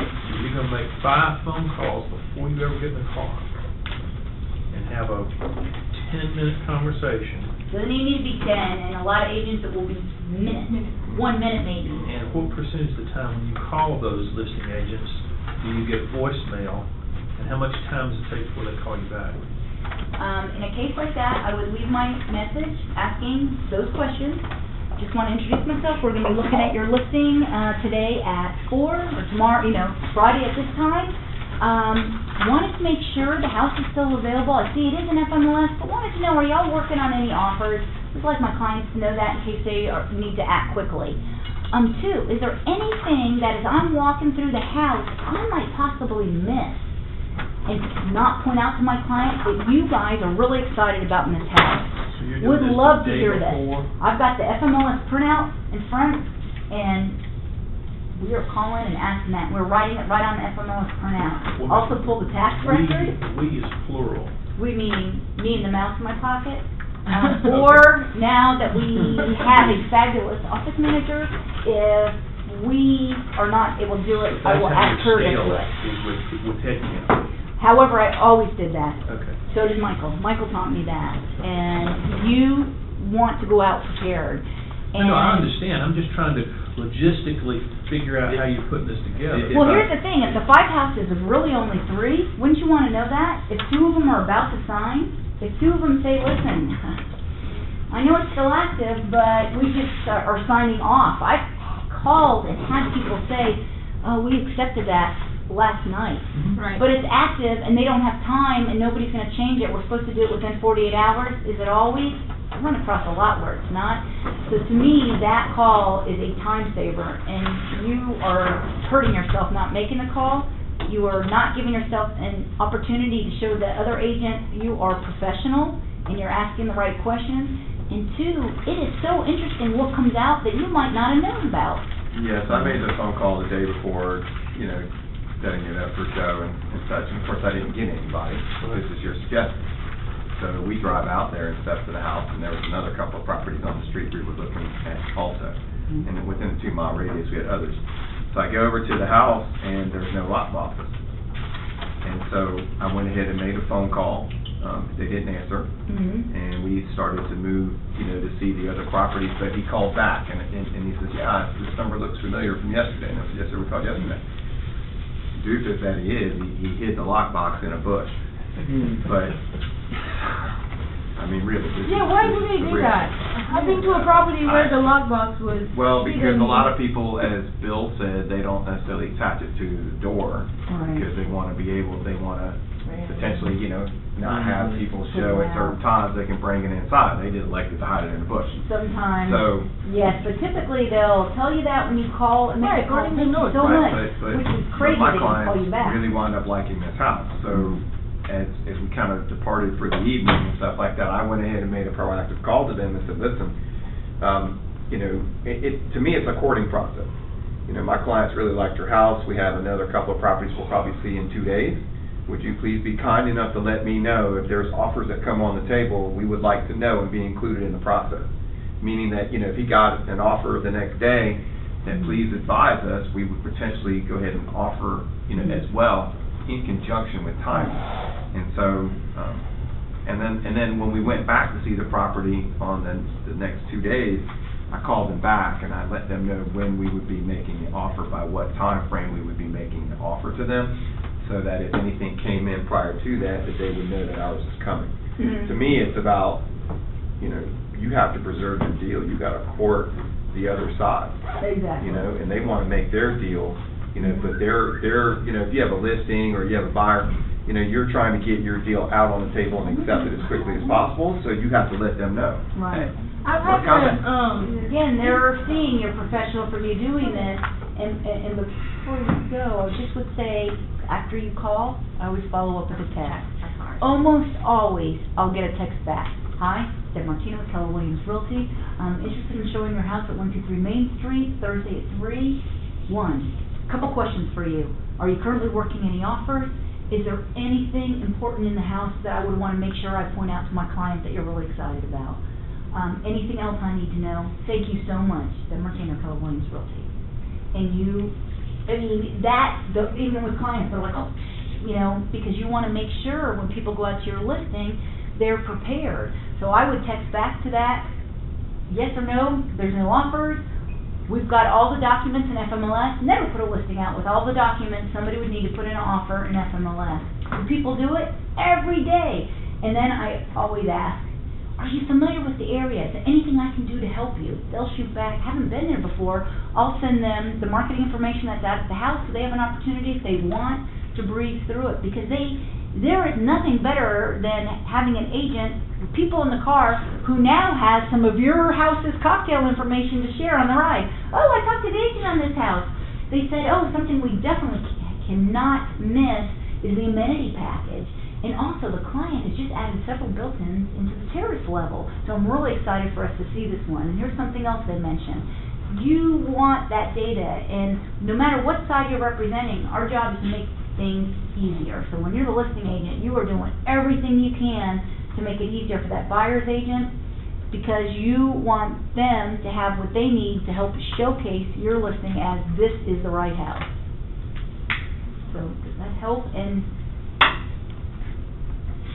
I just wanted to know in general, like, how often do you write a contract on a house that the buyer does not see and they're local, just from like FMLS? Are they investors? No. Does that happen often or not hardly? I'm going to say not hardly, because that's not a good scenario. I would say the last time we had it, the sellers were coming from out of state. The husband came in. They'd missed several houses during the summer market. So when he found one he liked, he wrote it, and then we wrote into the special steps that the wife was coming that weekend and the offer was contingent on her approval. Now, from a listing standpoint, for a lot of people, they don't want to take it off the market. For you to come out sometime, day 9 or 10, and say, this is not what I'm interested in. With the clause that says, I can walk, whether, the due diligence period. Why would you put that step in anyway?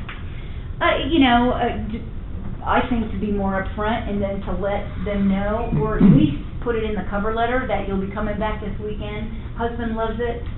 Walked through the house with a phone and did a FaceTime video. Wife loved it. Feel really comfortable and confident moving forward. However, she's coming this weekend. We're going to verify all that. We did it when we bought it, or trying to buy our house. We didn't get it, but our agent had called in the guy, and they had 3 offers on the table. And my husband was at conference in Pennsylvania, and I couldn't go to the house until like 8 p.m. And our agent was like, I really think if you guys are even interested, let's go ahead and put a contract in. We can get over there at 7. And a lot of people use that as a strategy. Let's just secure the house. Now, I would say that would be a strategy, especially in a market where things are moving really tight. But you do not want to get a reputation as somebody who gets houses under contract and leaves. you know? I would imagine that in a case like that and some other cases, that's where it would come up.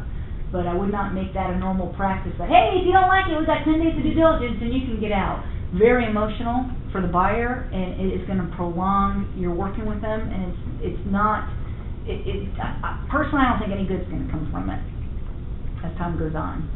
This was, we ended up not getting a house to all fit. We had to submit 5 offers on 5 different houses before we bought Well, one it we is did, and so this was like number 3. I We can were like, only imagine, we- busy time in the market, multiple situations. we were like, oh my gosh, we have. Well, think about it. So you're the listing agent, and you get 5 offers. So we spreadsheet them out. We spreadsheet out the agent, the company, who the mortgage lender is. What are all the important terms of the offer?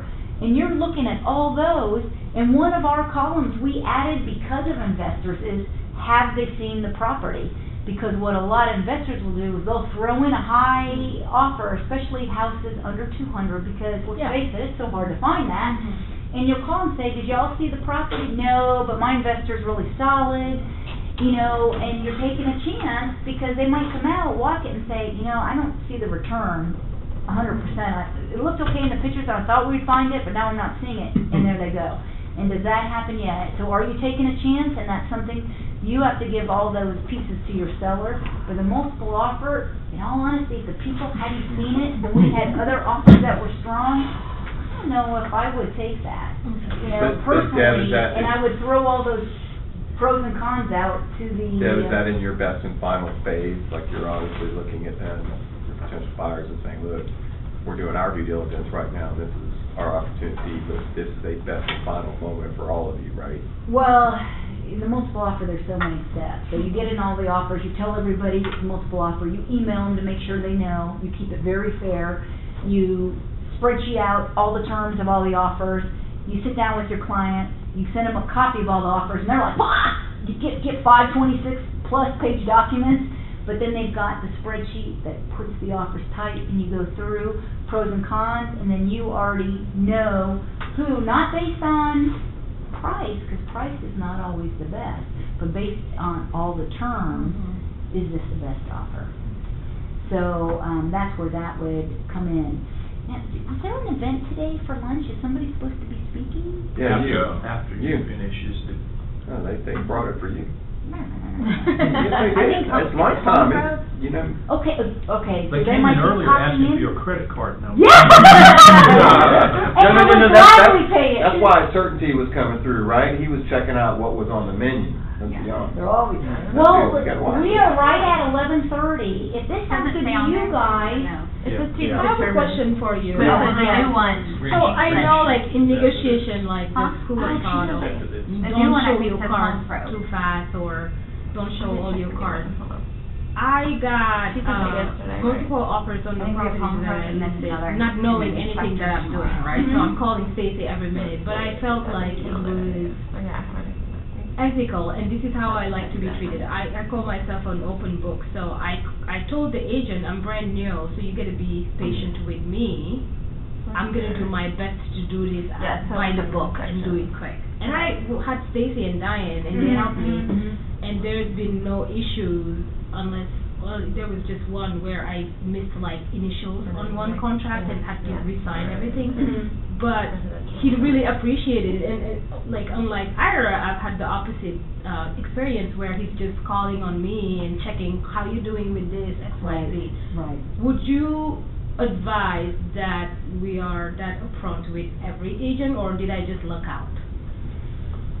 In this case, knowing that I was new, like brand new, and I just disclosed that, you know? Because I think I you need to trust your instincts. Yeah, that's what I'm going like this. It kind of depends who you're talking to Right. and what the situation is.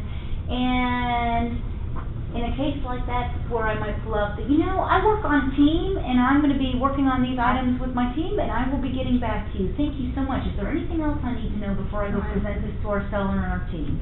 Right. And kind of go that, because your team is Stacy, Diane, any of us in the workroom, anybody you see in the hall, we're all here to help each other. So we are a big team. We're all KW Atlanta Perimeter. We're all here to make it work.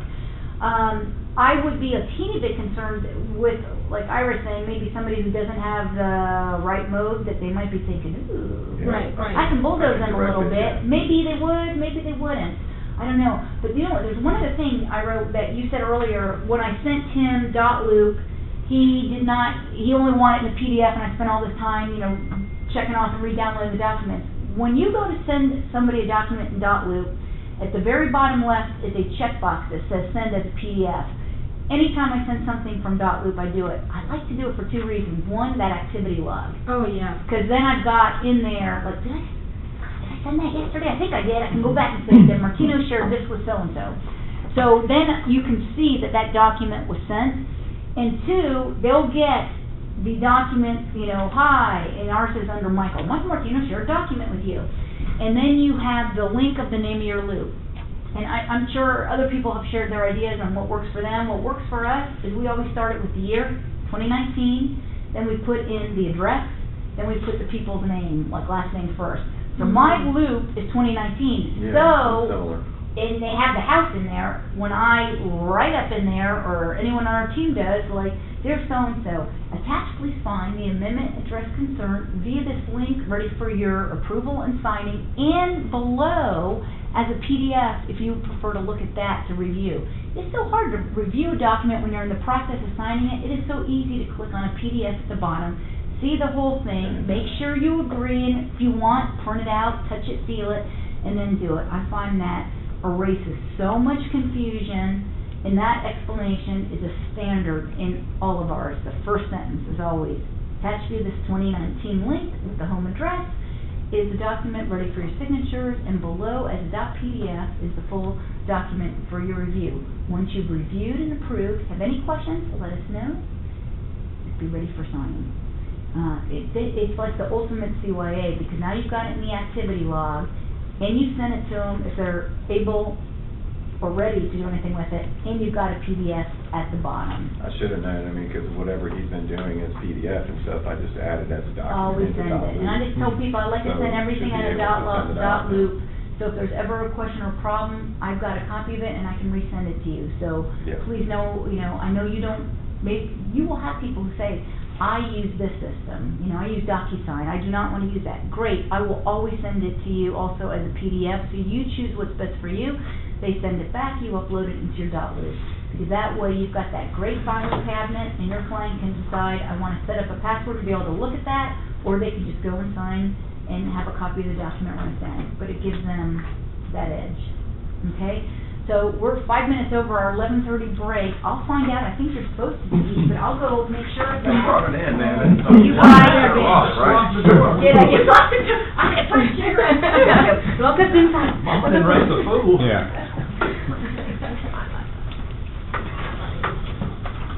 Like I left a trail from the traffic.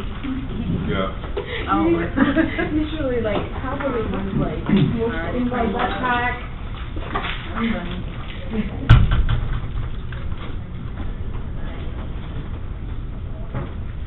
Did you get in a case where somebody wanted to buy lunch? No. But, yeah, because no, she said that, you're talking to the agent and asking what they have any current offers. Barbara is, God, told us there. Anything that we need to know. Yeah. Should I open everything up so they can come in? Yeah, so they can go in and serve that, when we have lunch, and the reason we're doing it is because after Diane is gonna do an hour and 15-minute class on earnest money, so we'll be keeping them here till about 9:30. Perfect, so. I know, I get a lot. And I'm here. It's colder now than it was when we got here.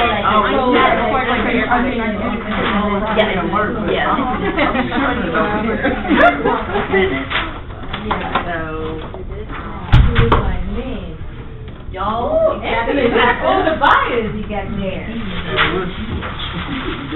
Didn't you have one from the opening? Your syndicate? You just need to keep up with them. Yes, stay on them. Stay on them like this. Stay on them. Like the 3-year-old. Oh my God. Y'all, they brought a fabulous lunch today. Salad, Tzatziki, chicken, rice. So please please go, make yourself come make a plate, and when everybody comes back, you guys can be eating while we're talking, all right? Sounds good. Good. Eat the crackers. Yeah, nobody's complaining. Right, I'm like, eat the crackers. So, go on the left, and I'll get this, I always start with my rice, I know, that's and then kind I of, put everything on top of the rice. well, Help yourself, grab food, and then we'll, when everyone comes back, we'll, I'm gonna give the girls a fighting chance. By the time we get done, It's actually supposed to be. That way, they've got what they want. you know, There we this go. is what the caterers Smart do. man. My Where you wife have is your not plate. here to see what I have for lunch, so I'm in the clear. You're in the cook, you can get anything you want, As long as none of you guys are. It is a nice, healthy chicken, Greek salad, and rice. Yeah, It well, looks I'm gonna be there with fabulous. you. You know, Well, it wasn't me, Amel is coming from Home Pro, and they are one of our inspection company vendors. They are fabulous, and she'll come, and I think during the next session, the green section, she'll talk about what they do and how they do it. Well, you know, go. salad ain't food. No, I know, that's why there's chicken and rice. That's what food She is. did a good blend. There is a good blend there. There is a really good blend. I know. So we put the plates over there, even though the food is set up backwards. Hello, AJ. lunch arrived? Yes, thank you. Down here. Hi. I'm here. We're Barbara. Barbara, Jeff Martin is Yes, here. things have been going so well that Mel hired me. I saw you in the last Good to see you. So, session, and I was like, what is a welcome program? Now we're having here. I don't need to take up a ton of time. I just got a few things to give out. Okay, and they are on a quick break. Yes, and no. grabbing your fabulous lunch, and then once everybody gets back and you have full attention, we'll get you started. Awesome. That'll give me a minute to. Cold in here, no? I guess they were afraid I was gonna put them to sleep, so they're freezing them out, making sure everyone stays awake. Like secret ploy. What you're up to? No sleeping on Martina's watch. Here you go, Anthony. It shouldn't take but 5 to 7 minutes. Well, Maya looks hungry. Go girl. Where'd you go? Thanks for the guilt trip. It's all good, healthy Grief, stuff. it's down to like Home Pro 60. did an awesome job. Thank you guys so much. You're welcome. So appreciate it. You know, if you ever need catering to Ziggy's, not only is it food and people good and people love it, their service is amazing. Oh, the I mean, caterer they guy are on waved it. and was like, "Hi." And the people that I, call, like, they'll do last I'm like, minute. They just, don't worry they're about really it. easy to work with. I'm like, Now, is it always no judgment. this is the one? None at all. I just order the chicken feet, I have rice and salad. They have all kinds of other stuff. Okay. The reason I ask you is I'm like, it's a next big week salad, that's all. we're having a little staff Valentine's get together, and Felicia said, "Well, why don't we order Ziggy's?" And thank you. I didn't know if it was. Yeah, you can order More than whatever, that. I think if you do under 10, you must be box lunches. This we found always appeals to a lot of people and makes everybody happy. No, they have a full menu. I mean, they have their full, I would definitely email them or give them a call. Yeah. We don't have more than 10. Oh, well, then you can do the box lunches and then you may be able to get even something else different. All right, well, thank you.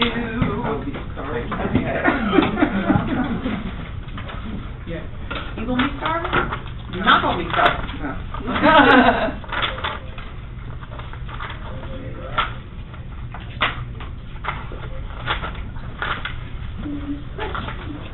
So I had, an interesting time grading your quiz. I wanna change one of my answers. I'm sure I'll put my name on it, Yeah, on mine. and that's before you resulted. Now, what I thought we'd do with Barbara from Home Pro is gonna What are we trading here? talk, we're negotiating. This is, Deb Martino, negotiation. Write my email down. What do we teach you here? Negotiations. Is this part of Ignite? Yeah. CD This is number, section. Without making everybody doing Still, it. it's still Okay. Hey, I'm Stacy. Carter.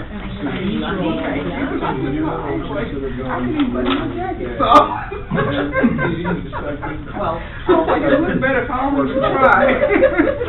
the 25-hour post license. Yeah, I need to pull it up. required. So, a week, 3-4 days? Actually, we do 3 days a week for 4 weeks, so that, you know, they have time to actually work. and then if you miss one particular class, you can catch them up on the next, right? And we. How long are you on here, all day? All of our training. Okay. We've been here for 12 weeks. You mean that? So it's every week for 12 weeks? 3 hours? Monday, 3 days. Wednesday, and Thursday. We're very slow, bud. So are y'all new or refreshing? New, okay. Yeah, Ignite has so much fun. And newer agents come where they work at another company for a month, a year, maybe a year back. What's the, I mean, I'm more on. Yes, it is, it is. Okay. So Dick, I have a question. So, when you did your, I'm assuming purchase sale agreement, when you did the, you had a mistake on the. Again, my calculations. The calculation, was it because of the Okay. date or because of like days? I counted wrong. So- So when I counted wrong, I picked the wrong date as the end date, and she knew it and didn't say, hey, by the way. But is there you're like a off day. standard amount of days Well, it or? was 10, So but you said- it was at the end of the month, so it was when I counted there, but there was another 31st, I just like messed up the count. So it expired the day before I wrote it down and thought it was expiring. But did you say 10 days? Always, yeah. No, you said 10 days and then you put a date in? Well, So you had both in there or you said 10 days? Oh, no, it was 10 days, but on the important dates to remember that I said, please check and make sure we're both in sync, I had the wrong date. So it wasn't in the contract said 10 days? Contract 10 days. I counted wrong, my reminder was wrong, and then it doesn't matter what. 75%. I was trying to get to if it had a date in there. 100% error, I always assume operator error, and this was a grand. We do not put Operator the date. date on the Yes. contract and the contract rules. You know. Right. So that other is just a supplemental. Y'all are gonna let Barbara from Home Probe introduce herself and Yeah, her wonderful company. I know y'all have been listening to people all day, Yeah. but I'm with Home Pro, the home inspection company, so enjoy your lunch and eat, and she one of has the goodies. things that I brought you today, which you don't necessarily need to go through now, this is something that we made just free for realtors. It's a realtor reference handbook. Oh, I love Which this. you can, I will leave you a bunch, and one thing that I mean, read it on your own time, but if you go to page 6, we did extensive research, it's cost estimates for repair. So if you, handy. you know, so if somebody says, well, it looks like it needs a new roof, and a first-time home buyer is like, how much does the roof cost? $1,000 or $12,000? So this is, you can give to your clients, this is a good thing for you to walk around with. There's some other inspection ideas, and if you ever need any of those, any more, I have more, but if you ever need more, you can always call our office. And we just give these to any realtors, we just made it as a service. And on pages 14 and 15, they share their preferred repair people. Perfect. I've been looking for this. Do you have this electronically? We do not. We just do the little, we just do the book. So y'all can read it around. Groovy. We do home inspections, obviously, Home Probe, and use a number of agents in your office. And if you ever have any questions about an inspection or about this book, even if you're not using us, please give us a call. So if you had it in a PDF, I could put it on my website. Okay. And it would have your. Oh, okay. People download it, yeah. Yeah, you know, let me ask that question, because I don't know that it is as, like, we have all the different information, I know, in some PDFs, and the printer then compiled it all. So let me find out. Well, it keeps your branding on it. Yeah, that's true, That is what's kind of nice about this, so. Let me find out, and then Do you guys have a list of who's in here? And then I can, I guess, email everybody? Yeah, you let me, communicate to me. Okay, and get it to them. perfect, okay. Do you put this, sorry, I might have missed this, the CE course list as just FYI, or are you guys offering these? These are ones that Mel Selko in our office teaches. Okay. So we do teach some here and at various offices. We tend to have about 3 to 4 throughout the year. It's just, she's such a fun instructor. She's and really amazing. She was full of information. So I know there's one on the calendar, Melanie Selko, S-E-L-C-H-O. There's one on the calendar, maybe for March. There is for March, and I should have the date. I apologize, Anyway. I didn't do that. But she has a couple, like Atlanta Neighborhoods is a big one that she does. Fun. She actually started Things doing about the Belt one Line. about the Belt Line, and it was so popular. She does actually North Belt Line neighborhoods and South Belt Line neighborhoods. Oh, yeah. It was good. I was in one of those. Oh, were you? When are the, okay, well, Well, you will get, when they're Yes, here, the Market they're Center on- Internet calendar. yes. They would well, be, but they're offered all throughout, not just But at you the gotta call Market their Center, office. right? yeah, you would just have to email, if you email me, I can tell you. We will throw you off track if we need. Yeah, yeah. What else do you need to say? That's really all that I need to say. I just wanted to share this with you all and hope that you enjoy lunch and think of us when you need home inspections. And good luck. Good luck out there. I heard you guys are all Thank you so much. Wait, before you go, I have a question. Okay. And this may be a question that you're aware of or not, or maybe you can answer. Just spit it out.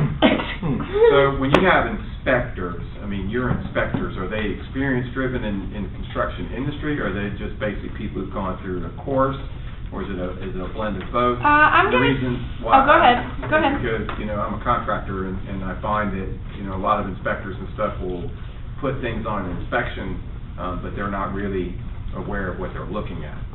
And so that's the reason why I asked. Ours are a little bit of both. Like, for example, the inspector that we just hired worked for Pulte Homes, I think, for 20 years.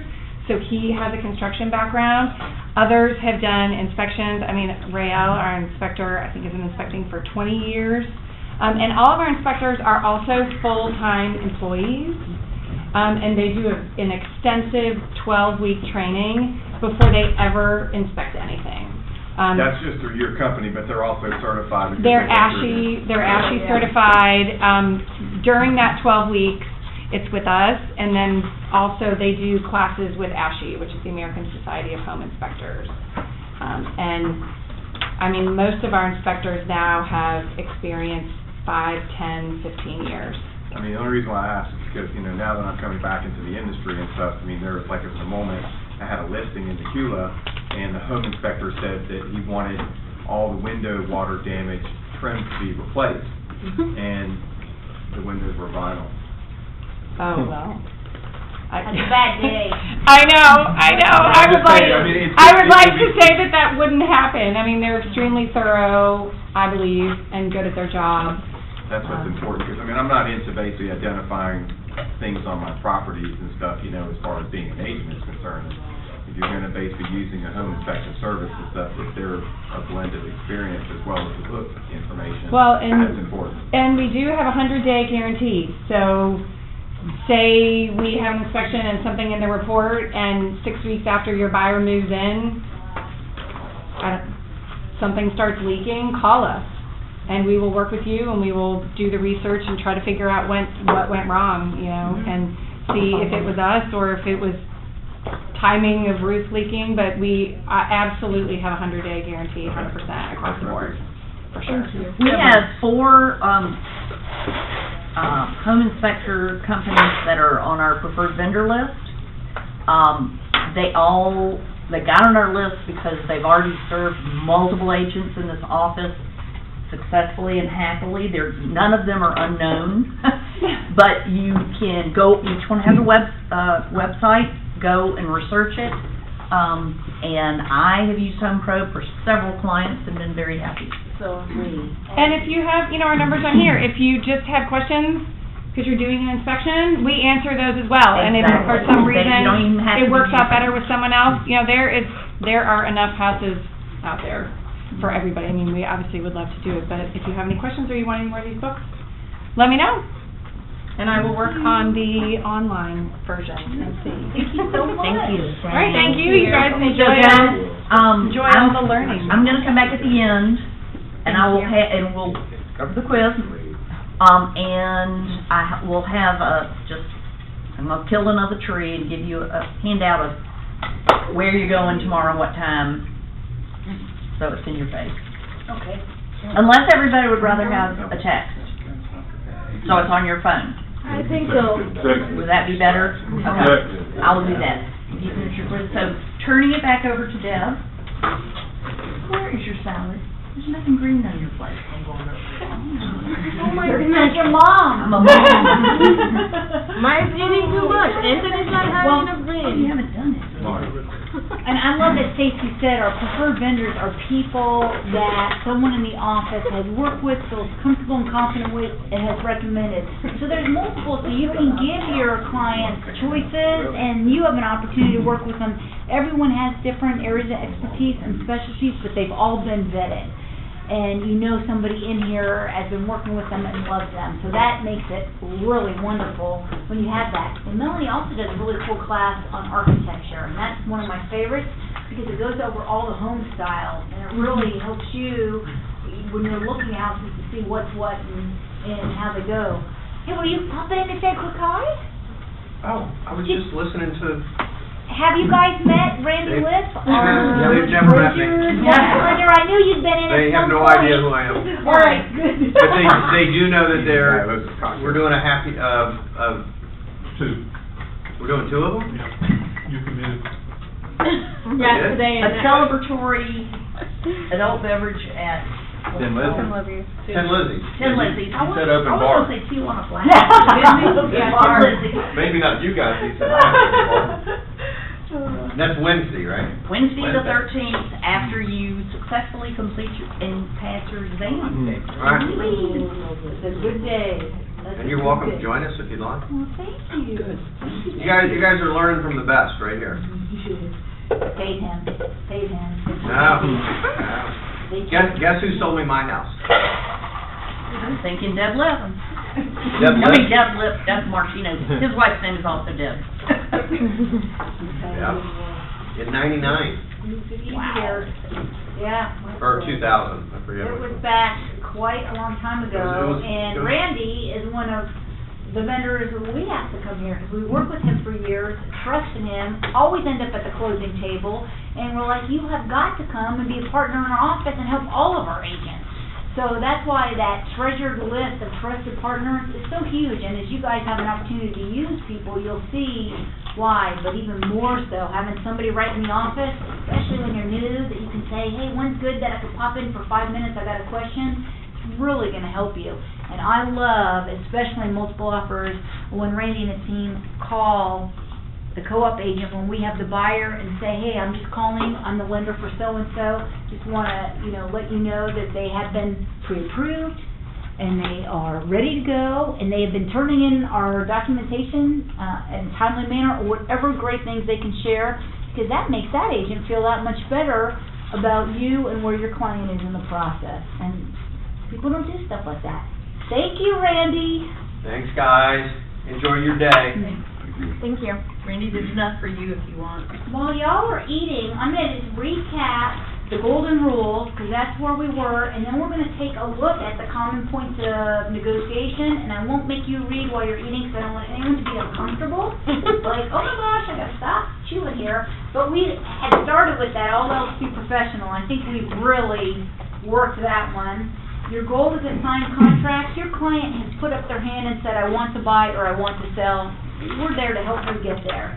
Control what you say to anyone involved in the transaction. We talked about not sharing everything, especially our own personal feelings. If somebody is not responsive or working with us in a professional manner, your client does not need to know that. It's going to make them feel nervous and anxious about the transaction. Continually refer back to motivation. reminding your client why they came to you in the first place and why they either want to buy or sell helps them reevaluate when they're in the middle of an emotional period if their requests are unreasonable or are right on target. Like, where does this fit in my big picture of my goals of getting here at X time? Is this important? Is this worth me skipping? You know, what does this do? And then, don't reveal too much, listen more than talk. We talked about how hard that art of listening is. And don't be attached to the outcome. I love that because our goals is always to help our clients reach theirs. The fact that there is the potential of getting paid at the end of it, that is like the huge bonus. When you are only thinking about that, it throws things off. If you're thinking about getting your client to the finish line and getting their goals met, the rest will come, and then your payments will come as well. So, I put on everybody's desk a copy of the 2019 Purchase and Sale Agreement, and we're going to talk about the different negotiating points that are so key on this document. And what I love is that the Georgia Association of Realtors, over the years, every year at the beginning of the year, there's a bunch of changes in the document. It's so important to keep up with them. But what they've done is they've made our job so much easier with all the key points being on page 1. The other page that I think is really important in the purchase and sales, page 7, where you have the special steps.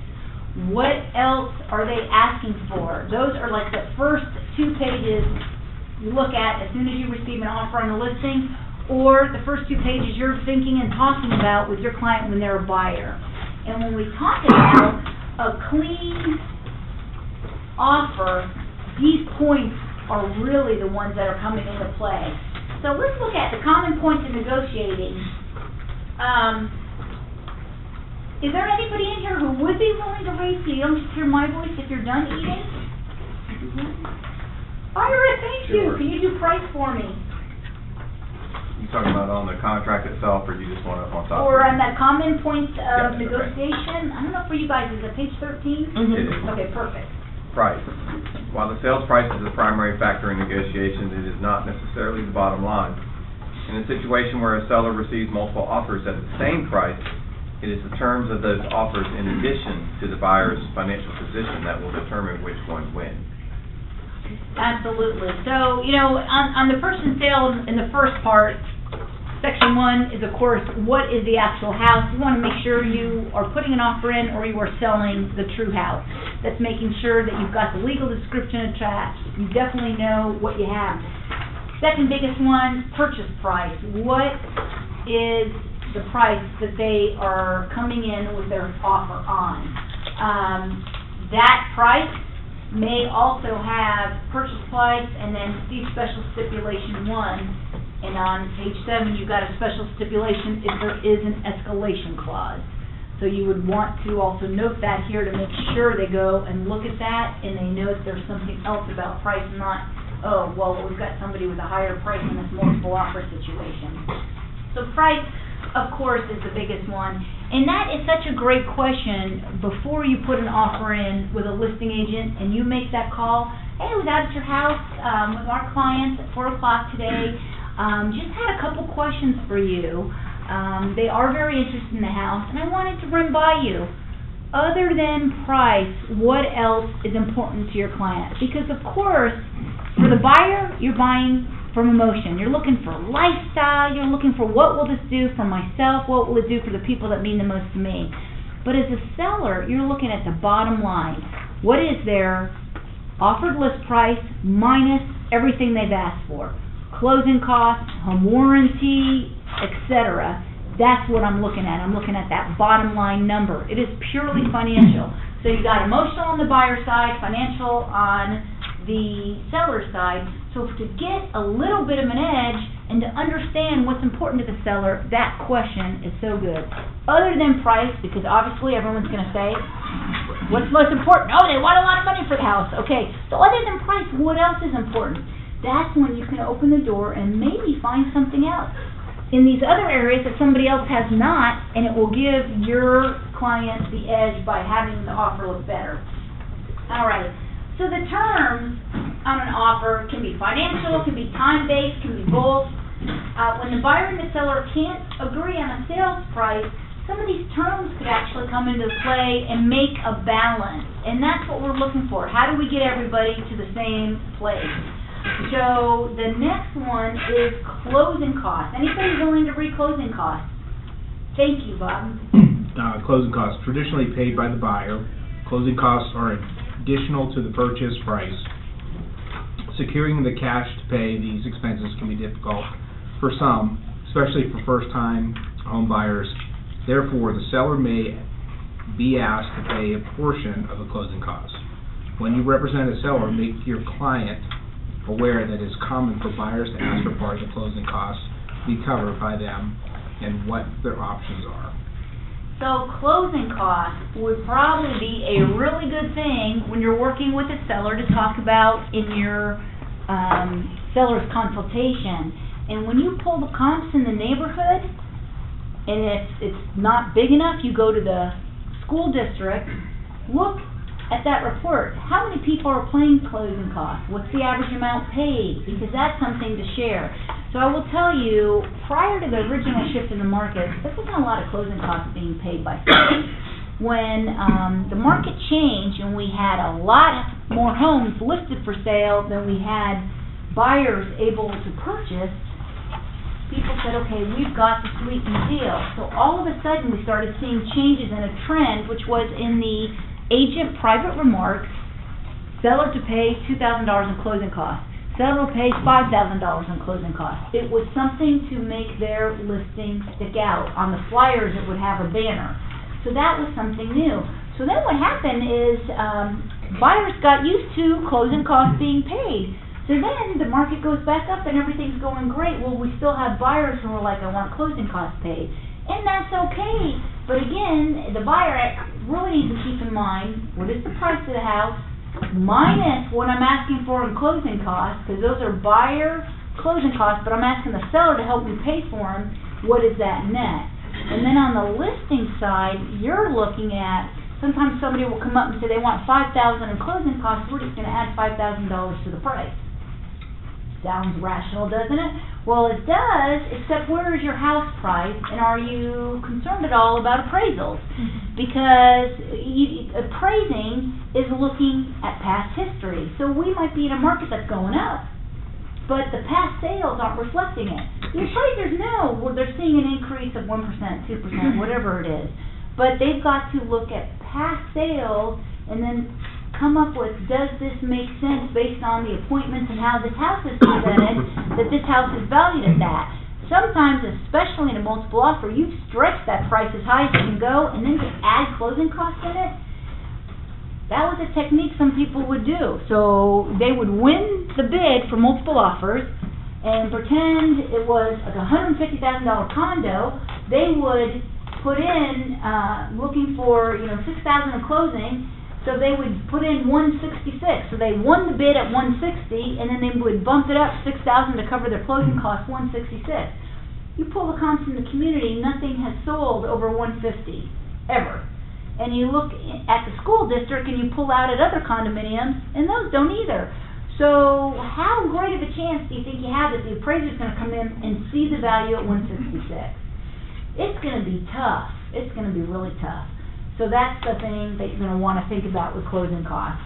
So that conversation is so good to have with the sellers that most buyers will typically ask for some closing costs. They'll ask for some assistance, and depending on the buyer and how comfortable they are, if they don't have the reserve funds, they might ask you to pay for them. And again, you're literally looking at the bottom line. We're not only going to look at the list price that they're offering, but we're going to look at everything they're asking for, including closing costs, to come up with what is your net.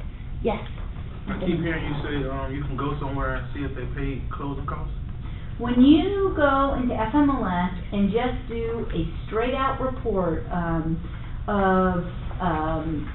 a line item report, one of the fields that automatically comes in is closing costs.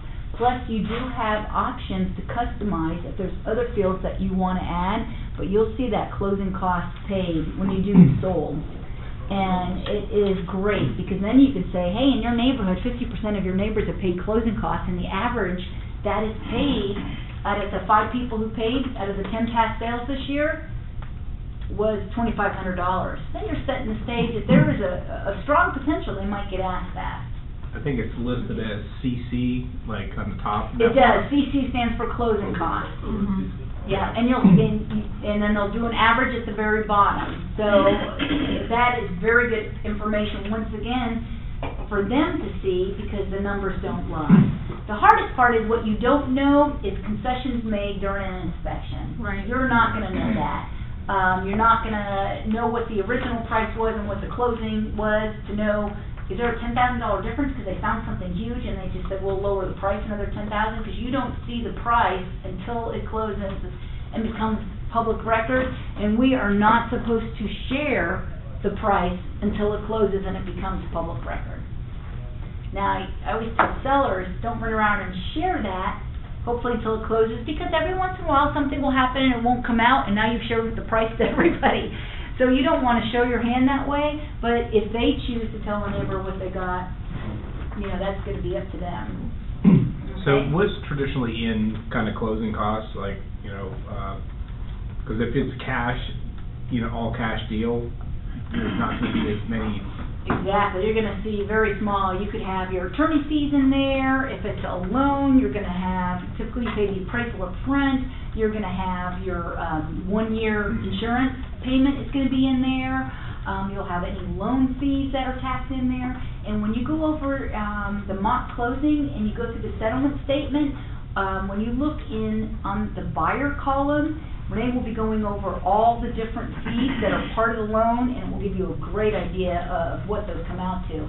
But you figure ballpark issues, and this is where you want to talk to your trusted lender and say, what would you estimate the closing cost to be on a house of this price?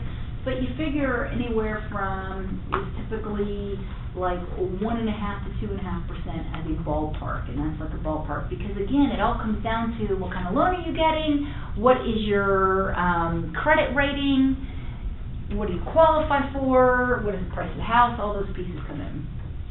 Okay? How much are you borrowing? So that's closing costs. Anybody have questions on closing costs? So that is a point of negotiation. Are you asking for them? Are you not? How much? Does your buyer absolutely have to have them? Or do they have the money to bring to the table at the closing to cover those costs? Okay? Closing date. Closing date. Oh, yes, sir. No, go ahead. I'm sorry. Closing date is such a great field because you have the opportunity to ask the listing agent, if you're representing the buyer, does your seller have anything important to them about the closing date, anything that they really need to work with? It gives you an opportunity to frame your offer that they'll be like, oh, this closing date works perfect for us. So use it. Let that be a date that you talk to them about, get some more information on, and then have your offer framed a little bit better. So maybe they need to close, an extra week out. Sometimes you'll have a seller who, we ran into somebody who had a horrible experience, moved all their stuff out the day before closing, the house didn't close. Their one thing was, I will not leave this house and pack it until after it closes. And it was an older couple, and she's like, I will never do it again. It was so horrible and caused them so much financial and emotional distress, they wouldn't do it.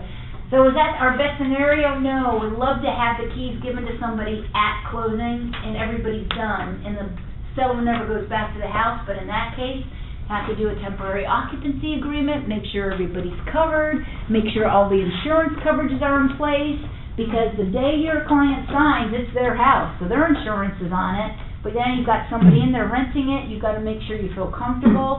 Typically, you're going to go do a final walkthrough the day before the closing. Then any pipes burst, does the house look different?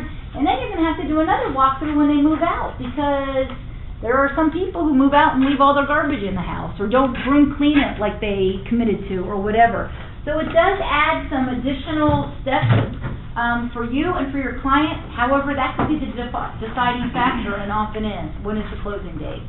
And most mortgage loans will allow 2 months for you to rent back to the seller. And that's why, again, it's very important you keep in close contact with your lender, because they can tell you with the loan that they're getting and to who they're working with, this is what they're allowed to do. So, that's something I always check before I even bring it up to them. All right, conveyances. What stays in the house? This is like such a great thing, because this causes more angst than anything, and it could so easily be avoided. So, while conveyances are defined by a locality's board of realtors, the general rule of thumb is that attached fixtures will stay with the home, and non-realty items like personal property go with the seller. In negotiations, the buyer may request that certain personal property items will stay, maybe it's furniture, a window treatment, a fridge, or something else. So 2 things there. When you're on a listing appointment and you're getting close to listing, you want to walk through the house and always ask your client, from what I'm seeing here, is there anything here that is important to you or sentimental that would look like it's attached to the house? For example, are there any of these chandeliers that you want to take? Are any of the mirrors in the bathrooms a sentimental piece? And you've got to come out and ask like that, because we will have people say, absolutely not. Then you're getting ready to move and you walk in the house and the huge chandelier in the dining room going, oh, that was my grandmother's. I wasn't going to leave that. It's like, well, now, what if the buyer comes up and says, one of the biggest things to me in the emotional attachment was that chandelier? Now, we got a real problem. So on your listing appointments, when you're getting down ready to be finished, make sure there's nothing attached in the house. And typically, it's maybe the mirrors in the bathroom, definitely, because a lot of times people will take out the big mirror and replace it with a cool, funky one. Maybe they bought it overseas, that's a big one. Have them take it down before you list it. Before we take the pictures, let's not even have this problem. Get the chandelier down, let's replace it, let's put up different mirrors, and then you don't need to worry about it. And then the buyer side, personal property. Sometimes somebody will walk into a house and the furniture is placed well, is perfect, and they're like, I gotta have this as part of the sale. Sometimes you have a seller who wants to, and you might say, okay, let's take a list of all the things you want to sell, let's make a little menu item and then dollar amount. Love, love, love to keep that out of the sale and have it on the side. And think about it, what lender wants to finance a 10-year-old couch for 30 years? Nobody! So what happens is you have to write a personal property agreement for each item, for each item. Okay, so I didn't for do... $0. Right, so here's what I did, because my buyers and stuff are doing this. Okay. Personal property, everything except for the bed in the master bedroom, a TV, and a TV stand. So what I did was a personal property attachment. It was included in our pricing. Right. And then I went ahead and I PDF and basically took all of the FMLS pictures and made that an attachment, so they couldn't basically do the okey-doke and stuff and basically swap something out on my client. Right. But that's a pain in the rear end. And it is so hard when personal property comes in. I encourage everybody, if you can avoid it, not very to do it. emotional. Yeah. So how would that impact appraisal? It's irrelevant. Because if it's like already baked into the price you offer, and you do it. No, the appraisal's on the property. Appraisal, it's the structure and the appointments in the house. The chandeliers, what grade, do you have granite? It does not matter how the house is decorated. No, I understand that part, but like when you make the offer and you're on the buyer side, and you make an offer based on the price you think the house is worth, plus whatever furniture people are leaving. Well, most of the time they're saying, I want you to leave it, I'm paying close to full price, and I want it. And they are paying full price, but the appraisal has nothing, the personal furniture. Now, an easier way would be, our seller will consider selling those items that your buyer is interested in. Right. Here is the pricing, I'll shoot you over the menu, they can go through, and then what they can do is just bring the cash for these items to closing. Or banker's check. I don't want a personal check because you're moving, they're moving, and the check's suddenly not good. That's horrible. And now your seller has left their stuff in the house, and it can get ugly. And this is where it gets very emotional. You know, I wanted that porch set. They said, you gotta make sure when you do the personal property, you specify exactly what it is. The chair and 8 tables on the upper deck. Not, you know, the chair set on the porch, because maybe there's a lower deck, and they leave the ratty one and take the nice one. But the chair shown in picture number 7 attached here too, As- made a part here up. Specific as you can be. That's exactly what I did. I took every single picture and attached it. Just, I know I've seen with their listings, or if there's certain items that they're definitely taking, they make sure they put it on the seller's disclosure. Well, the seller's disclosure is absolutely that, and where you'll see, you know, the differences is like with a refrigerator. Let's say there is a refrigerator, ice maker in the basement in like a cool theater room. You've got to specify those, and there's a section that says, here are things that are not, that are in the house that we're leaving that are not currently working. Like, there's an ice maker, the fridge side works, but the ice maker does not. Or these are items in the house where there's double, so the fridge in the terrace level is not remaining or is remaining, because maybe they don't want it, and you've got to have all that outlined. The place that is remaining, and, you know, they then have the option to say, I will buy the house, we don't want that place that we want it removed, and that would be something they would need to write up. You don't want it to be the day before closing, and they're like, what the heck, we don't want to place that, please come and remove it.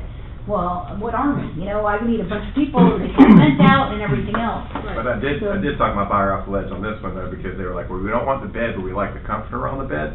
Oh my goodness. I was like, look. That's not where they bought it. I said, I know you could dry clean it, but I'm sure you don't really want to know the history of that. That's the reason why you don't want the bed. You don't want the bed for that reason, so you certainly don't want the comforter for that reason either. You know, no good happens when personal property gets involved. I would much prefer to have a list. If they're interested in purchasing it, we'll do that outside of closing. Sometimes you're stuck with a couple things, but I'll tell you, it causes more distress than it's worth. And that is a good thing in your buyer consult to say, you know, on each house that we preview, we're going to be getting a seller's disclosure statement. It doesn't typically make sense for them to look at every seller's disclosure because you're seeing 5 houses that day.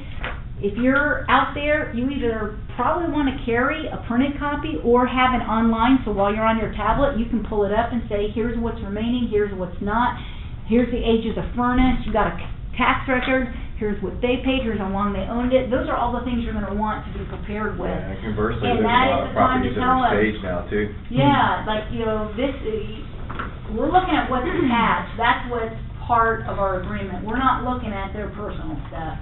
And I would like squash that. That's right. And you will, like we've not had to deal with that forever. We had one buyer, cash guy came in, paid full price, had nothing. They were coming from another location, so he wanted to buy their stuff. So in this offer, he said, I'm willing to pay a little bit more, but I would want all these things. Is that okay with you?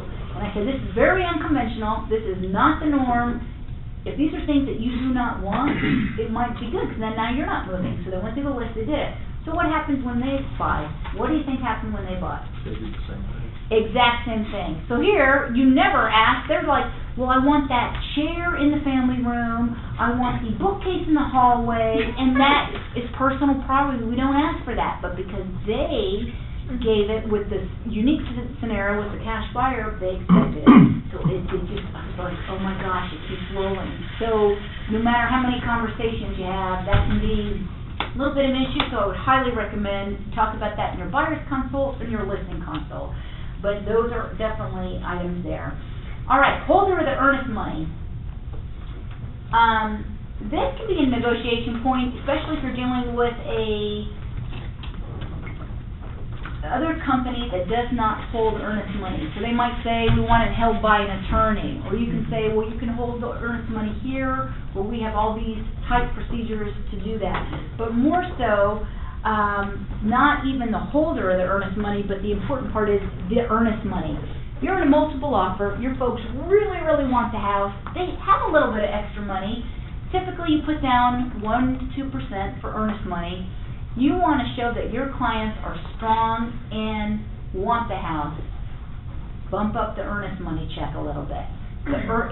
The earnest money check is non-refundable, typically after the due diligence period, and if for allowed reasons they no longer qualify. For example, 3 weeks before closing, the company has a major takeover and your main breadwinner is let go. I mean, that's a huge issue that he can't or she can't recover from, those kind of things. So they have definite reasons why they would not qualify afterwards, and then they can keep the buyer can keep their earnest money.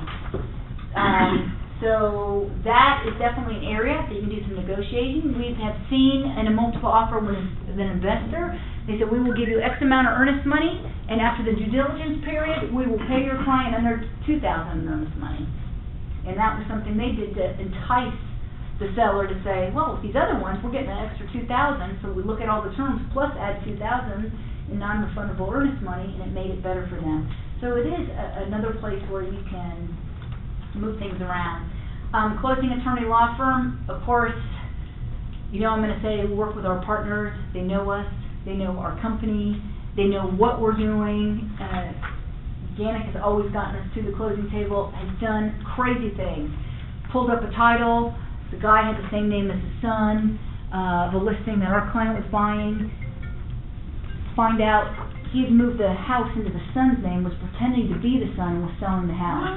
All this comes out, and we're like, oh, the son is on a military base in Georgia, thank God. They sent a courier down there to get him to do the paper. It's just, there are all kinds of things that can happen, and every time you hear these things, you're like, never heard of that happening. Crazy thing. So you want a trusted partner in there. Honestly, the closing attorney is typically picked by the people paying the closing costs. So you're listing, the buyer comes in, they're paying all the closing costs. You could do that, or you could say, would your buyer be willing to close with our attorney? Always close, always communicate, get the job done. Is that okay with you? For some people, yes, some people no. If your seller's paying the closing costs, great. They're willing to pay $3,000. You talk to your seller like, yeah, I'd rather use your attorney. I want to work with somebody you've worked with and you know and trust. But the buyer, if the buyer has a mortgage, then the attorney's working for the lender, not for the buyer. That is absolutely the case. And when you go to a closing, they will say that. They will tell you. So you don't have a leg to stand on. As far as what? Well, I mean, if there are issues, you don't have an attorney. You have somebody on your behalf that's making sure all those issues are corrected, and that's what you're looking for. But when it comes down to it, they do represent the lender. They have to make sure that everything works so that that loan goes through properly. And those are the things you need to get taken care of in order to have the house closed. So really, yes, they don't specifically represent either party. Right. They will always represent the lender, and they will share that during the closing. We're here to get everybody through the closing. We're going to explain everything. We're going to talk the seller side. We're going to talk the buyer side. We're going to make sure you're comfortable and confident with all the numbers you've seen. We represent the lender. They take all the paperwork, they send it to the lender, they make sure everything is signed, they get everything back, they explain each piece of step of the way. That's what you're looking for. Make sure your client is good on both sides. But yes, they represent the lender. But, I mean, so this document, how many pages it is. You show up at the closing table and the other 17 pounds of stuff is stuff that the buyer is signing away that they've never even seen before. That's normal. And I would say if you have a very finite client, and I would typically say somebody like an engineer, we've had several that are like, you know from your dealings with them how precise they are. That is a great question. Are you going to want to review the closing documents prior, even if they're blank at that point? But they need to read every little paragraph, everything. You can do that, or they can sometimes even come in early and read them. There is nothing worse. We've had two in our entire almost 25-year career where they were like, I cannot sign until I read every single one. And you need them to have those documents beforehand because that is bad. Does it ever happen? Do they ever get them beforehand? Well, you don't get the closing documents beforehand unless you were to ask. So you would have to have them show up to the closing 4 hours early. They're going to put you in a room and you can read through the closing documents. Yeah, so our sellers when also at the table requested them, and because the seller requested them, we got them as buyers because And the reason that they requested them is because they needed their personal attorney to read through them and their CPA, because they had some tax. And this was the second home that they were buying, and so. Make sure everything's But okay. yes, we were both So given we'll- copies to review. My experience has been, that you say I want them 3 days in advance, it never happens. Yeah, well, Never. I don't know about 3 days, you know, it might be a little tough, it depends on how things are going, all the documents in, you know, we've got Well, don't rules forget and RESPA rules. regulations with them signing. RESPA rules and stuff, there Yeah, has to be there's a information lot. that's sent out prior to for the buyer. Right. And so there's a if lot. the seller wants it simultaneously, I believe it's 72 hours. Yeah. So that But has to we're, come out. I mean, obviously, we want everything to close, Mhm. and we're working from the real estate agent's perspective. Mhm. I'm guessing that you're gonna tell me that 99% of the people that buy a house and have a mortgage never read their loan documents. If you're talking about, like, do they go through every single page, do they read the 5 pages of the amortization schedule that say, on this payment you owe this amount, on this payment you owe this amount? They No, but read the through the it. part about there's a prepayment penalty if you pay this shorter than 7 years and it's escalating 10, 9, 8, 7, all that kind of stuff. And they have no idea until they want to go sell their house what they've gotten themselves into. Well, I think that's a question they can ask the lender, if there's a prepayment penalty on this. But we don't On get this involved front. in that. We are not involved in that, and that's Buyer why beware. you've gotta be with a trusted partner who's gonna take care of them. And then the attorney, what they're gonna do is they're ready to stack documents, but they're gonna summarize them. So it could be 2 pages, but they're gonna say, this says that Georgia is a state that does X, Y, and Z. This one says these are all the names legally we found when we checked you. And can you look at these names and say, are these correct or not correct? Sign here. So they're gonna summarize it and make it comfortable for them. If they were to sit there and read that stack, oh my gosh. And for most people, they would be so lost. You do need somebody to help you navigate that process. That trusted partner and how they present that is very important. Is certainty a broker, or do they write the paper? They're brokers, they can get a loan anywhere. Okay, so it would be their responsibility to tell you, this one's got a prepayment penalty, even though the interest rate looks And better I than think the A lot of other. that has to do with the type of loan. Yeah, it's gonna be type of loan and the specific lender, and a lot of times those things change. A lot of times you get a loan with this company, and then a month or 2 years later, they sell it. It's I understand constantly that, but the evolving. terms don't change. Yeah, well, Well, sometimes they do, you know, Don't depending where forget they that go we to. also have errors and omissions insurance embodied in our office fees. No, I'm not talking about us. Yeah, I hear you, but I mean, you know, with that being said, stuff, I mean, that's all it is for me, indemnifying myself and making sure that I'm not liable. But that should, So- that, to me, that, those points go back, like, I'm about to send cause I have some, here's my, I have friends that are like tottering on, do I rent again, or are we gonna go and buy? So I'm gonna take the stat presentation for the areas that they're looking in, I'm gonna send them, I got this questionnaire from someone else in the office about what are my needs, and it's a 4-page question document that will evaluate what are their needs right now, and is renting or buying gonna solve those. Right. It just gives them a lot of questions to guide this husband and wife newlyweds Right. through this process for their first time home buying together. And then I'm gonna send them, by the way, if you guys are looking towards step 4, here are my 3 lenders, please go in and talk to them and see what you're gonna need from them and get any information you may want about the loans processing rates right now. So that's gonna totally put it into their court. You Right. could even say, ask about penalties, things are changing with loan terms, like, give them some points and then send it off so that they have that. Right. And when you go for your buyer consultation or selling thing, you can say, okay, did you talk to a lender? Do you have any additional Right. questions What that we else need to should go we over? go Let's through? call Randy and Exactly. say, hey Randy, we're really struggling with this. What are some things that my home buyers that have never gotten a loan are gonna wanna know? Right. Like, what are they not Right. asking? And that's one of the things I talked to him, he's like, call us anytime if you're in. So I mean, Right. just kinda, you can guide them in a way Your that's job is not like. to know all the particulars of the mortgage or the loan, because those change all the time, they keep up with them all the time. And if you start overstepping your boundaries and getting out of your lane, I'm very much a stay in your lane kind of person. This is a great question, but this needs to be answered by your lender, because you could accidentally My fault. have them go the wrong way. Okay, so I think we really got comfortable with what is earnest money, when you use that, closing attorney, and then inspection and due diligence. So the repairs is at the bottom, we'll talk about that in a second, but your due diligence period typically is about 10 days. That is the norm. Sometimes you might have somebody from out of state, they're flying in or out of the country or whatever, so So then you might need to go a little higher, or you have a very big estate, couple outbuildings, you might need more than 10 days. In a multiple offer period, do you think anybody would shorten their due diligence period? Yes, Why? I just had it happen. Well- The buyer or the seller? You've got the buyer and they want to win the offer. Why would they shorten their due diligence Well, period? because it gets to the closing table faster. Oh, yeah. Okay, so the seller is much more excited because now they're thinking, my house is not off the market with somebody potentially able to leave in 10 days, I'll know in 7 days, or our house is really only off the market for 7 days. So it sounds better, and then when you're putting that offer together, your first call, even though you don't have an accepted offer, would be to your inspectors, could you do an inspection for me this week? I have a rush. And finding out who you could, and then maybe even holding it.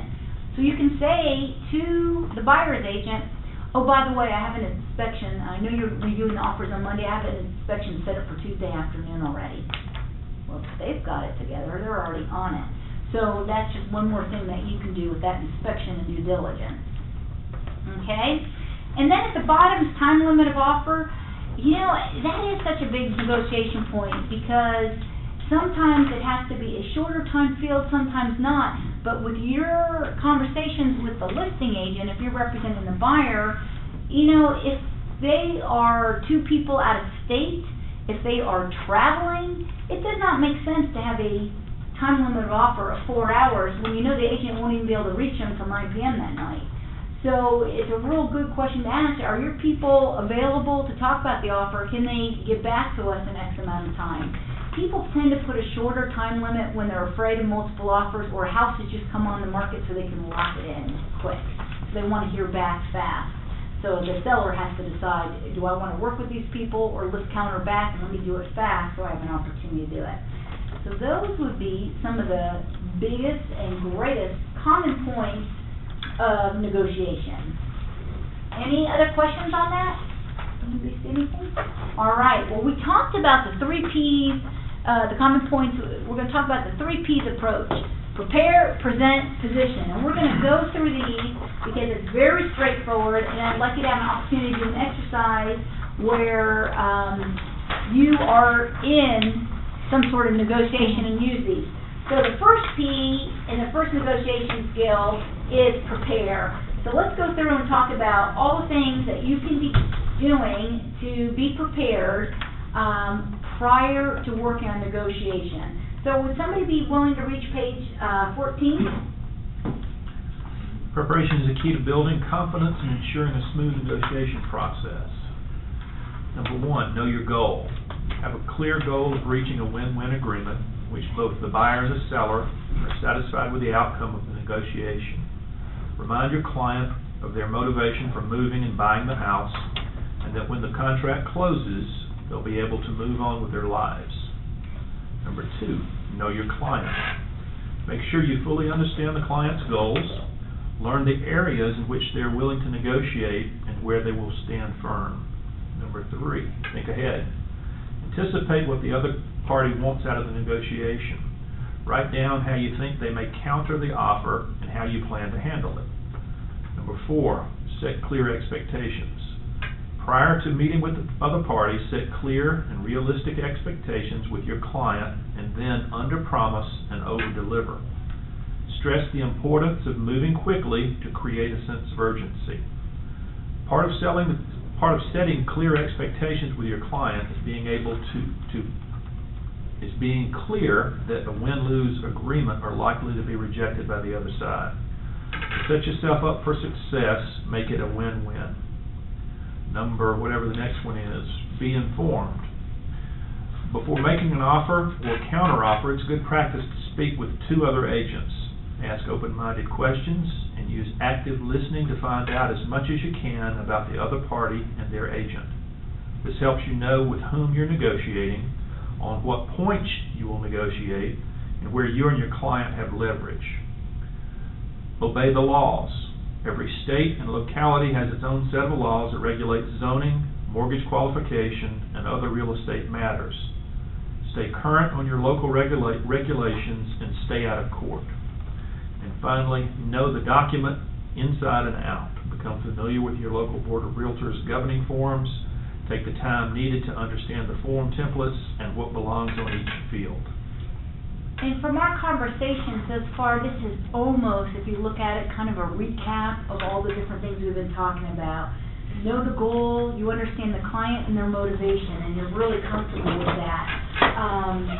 Knowing the client, thinking ahead, you're always thinking, if this doesn't work, would this work, would this work? When you get an offer out, you're thinking, how will they respond? What might they counter back on? If they do counter back at that, what would my client want to counter back on? Like, how would you feel if they counter back on price? What do you think it would be worth? What's the dollar amount that you will not go $1 over, because then you'd feel like you paid too much? What if they don't meet your closing date? How is that going to affect you? These are the things that you're thinking and talking about. You're setting the clear expectations for what each step is. The hardest part when somebody's going through this is typically they have not bought a house in many years, or they've never bought a house. You got to finish every question, every conversation with them with, here's what comes next. As long as they know what the next step in the process is, well, here's what's coming next, here's what's coming next. Well, next, this is what we'll expect. This is what we believe is going to happen next. Here's how they could respond to us. If they've already got some time to start thinking, oh, well, this is what could happen, they've already started to come up with, how can I respond? How can I make this work? So that here's what's coming up next is so going to save you, and it's going to keep them comfortable, because typically when most people, totally freak out, it's because something has occurred that they had no idea was going to happen. Some things we can't control, but the steps in the process you can keep your client very comfortable with. Even though you've gone over all those in your buyer or seller's consult, it's hard to remember all that, so that here's what's coming up next is going to save you. We already talked about the importance of calling the other agents, speaking with the other agents, finding out what's important to their client, being more informed and already starting to build that rapport. That's what's going to set you apart, and it's going to help you with understanding what's important to their client and what special issues, needs, or anything else they might have, so that you and your client know that on the front end.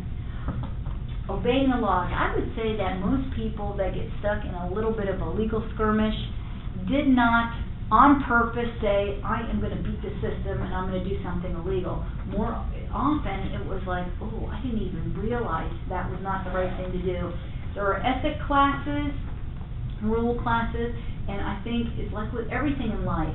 If you always follow all the rules, you sleep well at night, you never have to worry about it. As soon as you start, stretching a little something, or I can, handwrite this in, that's when trouble starts. So those classes are constantly coming through on keeping up on the ethics. Stick with those, you'll never have a problem. Never have a problem. And then knowing the documents inside and out. Like Pete has the purchase and sale, and obviously read it and highlighted it. Are there some sections that you're like, oh yeah, because it's maybe something you might not even be dealing with a lot, but it's something you need to know that it's there, and you can refer back to it.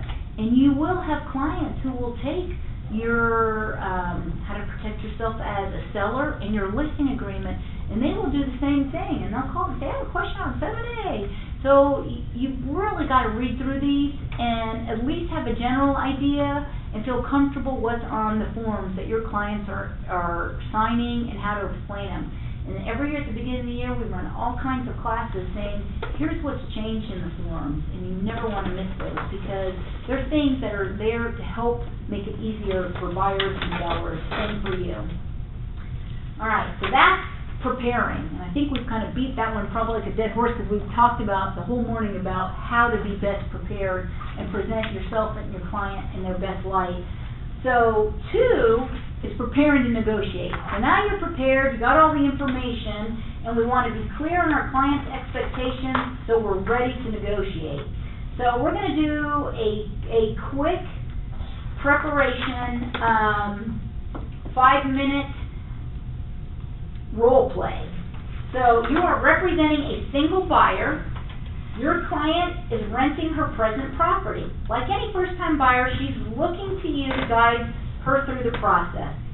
The asking price for the home she really, really loves is $175,000.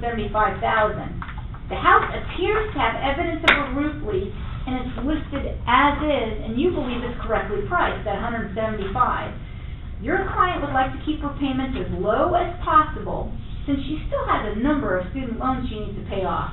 She wants to write an offer for $155,000. There's been quite a bit of activity on this listing.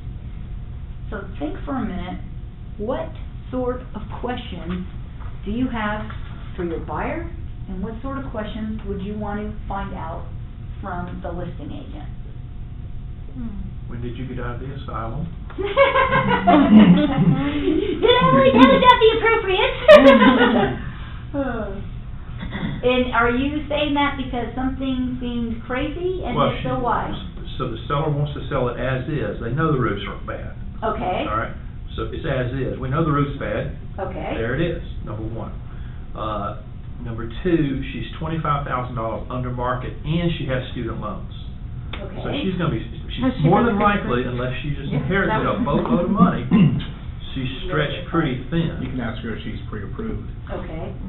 Right, because you wouldn't even be taking her out yet if she wasn't Correct. pre-approved. Correct. Absolutely. Okay, and that's great, because they don't give you all the information, but they tell you house appears to have evidence of a roof leak. So what are we talking, like total repair, or are we talking a couple little shingles, a little nail pop leak, and it's something small? Well, What, or who would we need to talk to, like, about the, I mean, obviously we could price out like new roofs and that kind of stuff, but what stuff when it comes up on, is anything on an inspection negotiable? Yes. Okay. So I mean, if they were like, this roof is about to fall in, like, the seller can still do as is, or is that a question that we could ask? So that's like, exactly the scenario that we as are is, in right now. meaning that, like, if I'm told that this roof needs to be replaced in the next 2 weeks, or the house is coming down, Right. where it's. So as is means they're advertising it as is. However, that does not mean that you can't ask. They may say no, but there still is room for negotiation, and perhaps, let's pretend she did go in at their asking price of $175, the inspection happens because you always would inspect the house, because you need to know what am I up against so they can make the best decision for them. They find out that it is a full roof, it's way past its life, it's $8,000. Well, now you guys are under contract, you've got an inspection, you go back to the agent and say, listen, I know this is as is, looking from down here, we thought, well, as is, but has a little bit of life, saw a couple leaks in the back bedroom, but we're finding out it's much worse. We purchased an as-is property. It turned out when the roofer got up there, or the inspector, there were 3 layers of shingles on top of each other, and the top one that was there, you couldn't see around the back at the peak, was all gone. It was like rotted out. So that changed the as-is for us, and we worked with the seller, and we're able to get the roof, they actually replaced the roof. So this is you can still work through that. This is my exact scenario, exactly. Mm-hmm. So my buyers and stuff, this is an as-is purchase. Mm-hmm. And so our due diligence was cropped down in 7 days, they're all cash buyers. So when we came into our inspection, they wanted to, this agent wanted to basically give me this old inspection and stuff and say, hey, here you go, in case you don't want to do an inspection. I say, hey, thanks for playing, we'll do our own. We're still going to basically go forward with our inspection. We're going to get an appraisal. He sent me an old appraisal too. But we did those due diligence things. And then when those itemizations came up, you know, I went ahead and I forwarded the inspection to him. Even though it's an as-is purchase, I simply sent him an amendment that said, due to due diligence results, price concession by seller of X. I didn't just try and specify what it was, because I didn't want them to harp on something and try and explain it. And this was all cash? It's all cash. So in all cash, you can say whatever you want. If it's a loan, you would never Right. put. And so what I said to The lender's him. gonna say, well, what the heck's wrong with the house, you know, it's scary sounding. Right, so what I said to Okay. him, because he was asking me, well, Ira, you know, how do I get my client and stuff, my seller, to think about this? And I said, it's pretty simple to me. You go back and you tell him he's got a full price offer. It's an all cash. We can close, you know, within the next 7 days when due diligence is over. We gave him an all price, you know, we could have offered this reduced price on the offer. This is just him coming to the table and stuff to make us, you know, feel better. I don't want to justify what the repairs are. I want to say that it's all cash. He's doing a price concession. which could have happened at the initial offer. Yeah, so a price concession can be done to even in all cash. Yeah, he signed it, So you he can signed it always within ask. 3 hours. And the two other points, always you want your own inspection. Why? Because every inspector has a different specialty and may find something different. And your appraisal is really only good for 30 days. If he had an old appraisal, it doesn't matter. Sometimes people will pull something out from 5 years ago. Hey, it appraised for $50,000 more than we listed it 5 years ago. Well, that's a different story. So, you know. He signed it that afternoon within 3 hours. Yeah, so without a doubt, those are pieces to go through. One of the things to ask your buyer, what would you ask your buyer? I asked him if he didn't take the price concession and stuff, would you still want the house? There's a good one.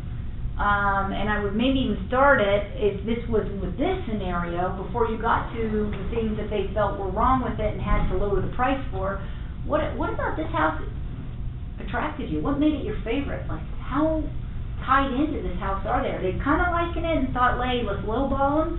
Because then when you start going back through the comps, and at 175, the way this is written, it makes me think that if I were to pull the comps, they would be higher than 175 because it's already saying it's correctly priced with the roof leak. Right. So we add the 10,000, let's pretend, for the roof leak and some repair work. Maybe it's 15,000, maybe it's somewhere like 10 total, but at 175 it was correctly priced. So it really depends on how bad is it in there. And then we could ask some other questions like, what is the possibility if you could get it at a lower price of you taking care of the roof? Like, does she have money, or like Pete had said, are her student loans so huge? Her student loans should have already been taken into account for the dollar amount she qualified for. And, you know, then maybe hopefully she went a little under thinking I have to also have utilities and pay for things and want to slush fund for things to do in the house, and put all those pieces together. So the fact that she has student loans is no concern of the seller, you know, so we need to find out where is that playing into all this. And if the seller were to counter with a full price offer to fix the roof, or counters with no repair at all, where would she be in that? How does she feel? How important is this house to her? So there's a couple different ways that the end could come through on this based on all the different things that we don't know. I mean, you could get out there with a roof contractor and see what kind of pricing they're looking at once the offer is accepted. There's many different things that you could do. Okay? So now let's look at presenting. So we move into that negotiation process by presenting your current offer to the co-op agent and listening to their response, and this scenario kind of ties into it. So we've talked before about what we would add to the very top and highlight is this: call the other agent. Let them know the offer is coming. Let them know when a counter offer is coming. You might call, you might text, you want to get that in. You invite them into the buying loop. You let them know you're also going to PDF it, and let them know that's happening. When you're on the phone with them, you're paying attention to any cues, voice cues, changes, any you know, and just trying to pick up anything that's going to give you an edge.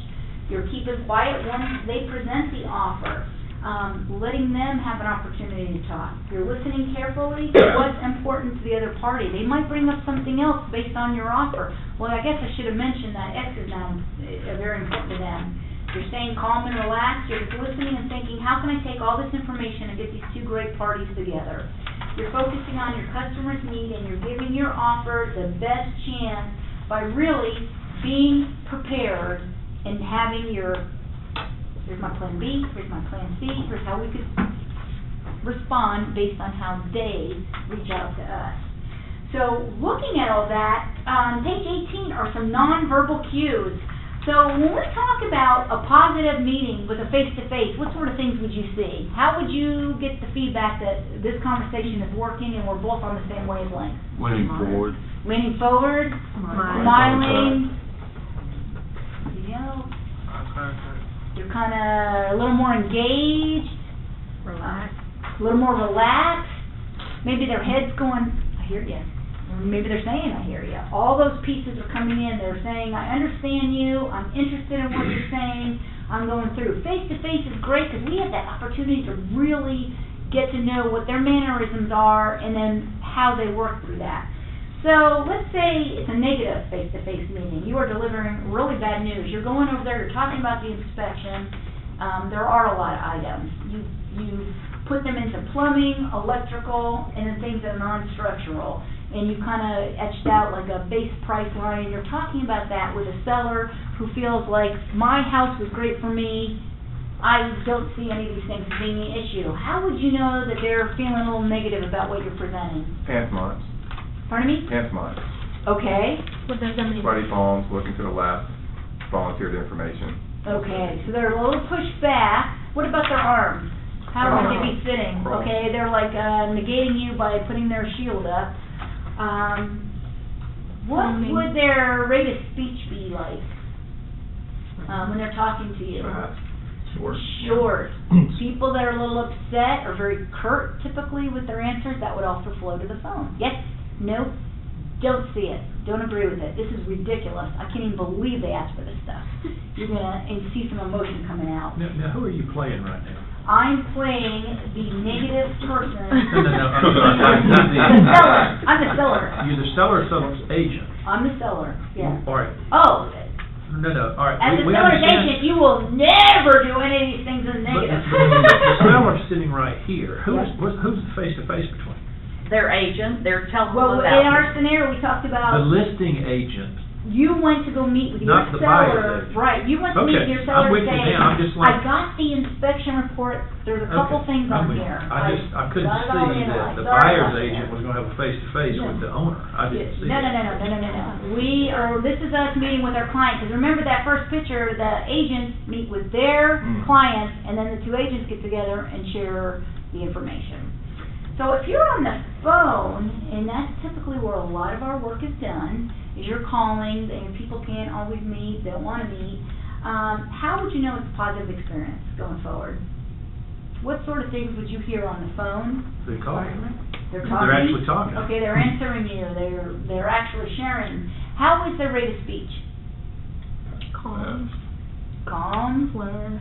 Fast, they're excited. Faster. Typically, you're a little more excited when you feel good about stuff. Like, think about when you're talking to somebody and they're really excited sharing something, you just get a little more animated. You can almost hear their hands moving. They're a little more excited. It goes up and down. Their speech is just more emphatic with what they share.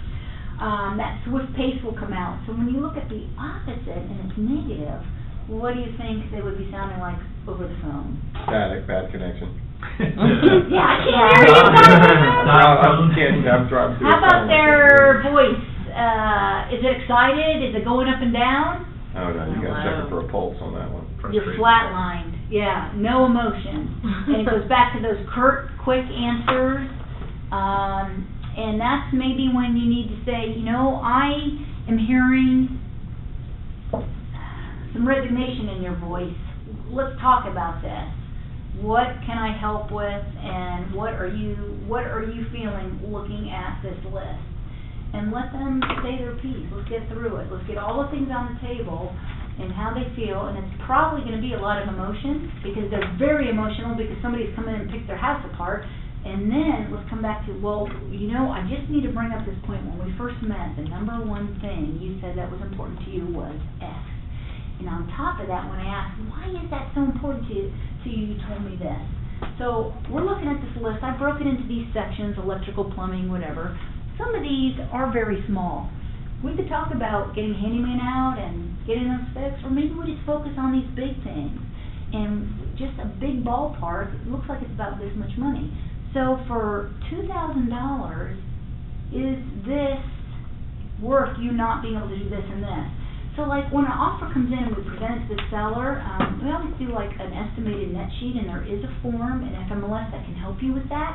And we always put estimate of possible upcoming inspection items. And on a regular house, we'll put like $1,500. That doesn't mean they have to have $1,500 in work done. It means that we are seeing that almost every inspection has at least $1,500. If it's a really big house with additional outbuildings, that number might be a little more. It might be like $2,500. But you've already set the stage, and you've said, now I'm looking at your net. Just want to let you know, we also put a little line in here, $1,500 of potential inspections the buyer might be asking. about. And you may know it best, but what we find is there's stuff you have no idea because you haven't been crawling up in your attic and checking out the beams, or you haven't checked this.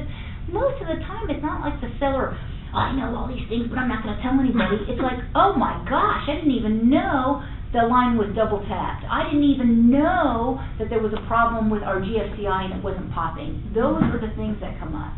And sometimes, too, code has changed, and the buyer is like, this is a huge safety issue, I've got kids, I've got to have this done. I want to make sure that all outlets near water sources are GFCI.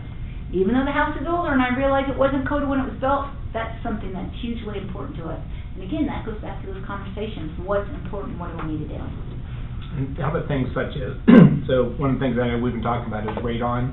So people do a radon inspection and discover that, there's, unacceptable levels of radon. And I guess in Georgia, it's not, I guess it would be something a buyer can write into the agreement, right? And, well, during your due diligence, you can do any kind of test you want to see if this is a good, solid house. So radon definitely could be on that list. And the seller doesn't necessarily have to do it.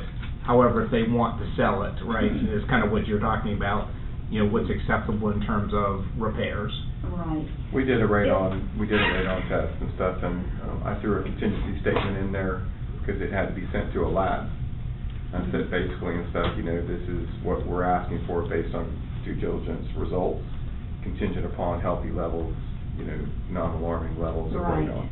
Yeah, radon's tricky. If you have a house and you do an inspection and there's radon in it, as a buyer, you are not going to want to move in. It's look on the EPA website, they do a great explanation of radon, but it's the second leading cause of lung cancer. You can have a neighborhood of 300 homes, and none of them have radon, one of them will. It's what's underneath, what's been going on under there. And it's something that's odorless, colorless, we can't see it. The owner who lived there couldn't see it, probably didn't even know about it. So a buyer is going to ask for that because nobody wants to move into a house that has even an iota of a potential in their mind to cause a health issue. It's not like it's a huge power plant right behind the house and people say, I see that, but I've read reports and I feel good about the risk. This is something they don't know. So you're going to see that probably needs to be worked out and remediated. My perception, and this is like in the last 4 or 5 years, is that these home inspectors get paid by the pound. It used to be they would go in and inspect the house and say, hey, the windows, there's a broken seal, and there's a double tap on one of the circuits. 1 page. That's what's wrong. And now it's like they got photos of every single wall socket in every single room, and it's 47 pages and 14 pounds. Is it I guess I just answered my own question. You don't ask them to send the report to you, the agent, so that you can... Are you a listing agent then? Yes. Well, no. Yeah. I'm the listing agent. Okay. But I know that when that 14-pound report comes to Bob, he's going to freak out. Most people are going to, and this is where that preparer comes in. When you're with your buyer, you're going to say, listen, this is the best opportunity. Well, I'm going to go first buyer. Okay. This is the best opportunity. We get to go through the house and have a home inspection. It's like getting the ultimate resume on the house. We're going to find out everything about the house. Your inspector is going to tell you, it looks great now, but in 2 years you might want to do this. In 5 years you might want to do this. This is something that needs to be addressed now. You're going to get pictures. You're going to know how to cut off the water. You have absolutely got to be at that inspection. And quite frankly, you as the agent have to be too, because you need to hear what's going on, and is there something really scary or not, and you need to be able to help understand those and walk them through it.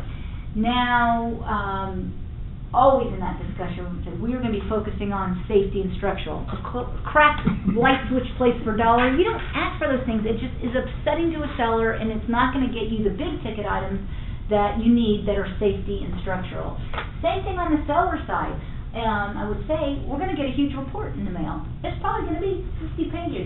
There is not a house we can go into that doesn't have a long list. The last new home construction we did had 40 items on it, brand new house, 40 items. So knowing that, we're going to fully expect there's going to be a lot. We're going to go through it together. We're going to hone it down. We're going to come up with what's straight safety and structural and what makes the most sense. There will, however, typically be a summary page, 2 to 3 pages. So we're going to be working off of that. Then you go back to the full report with the millions of pictures of everything going on, and you refer back to that.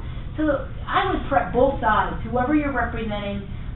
When you say, here's what happens next, you go through that and they know exactly, because you're right. If you don't know that, and you're the seller, or you're the buyer, and you get this booklet of 50 pages, and you're not looking at the summary 2 pages, and you see how many things they've written up, you're like, oh my God, this house is about to fall down. It's not. It's not. That's where the analysis comes in, breaking up into vendors. It's 2 vendors, Mr. Seller. We need 2 vendors out here. One to take care of the electric, one to take care of the plumbing. That's it. That is a great inspection.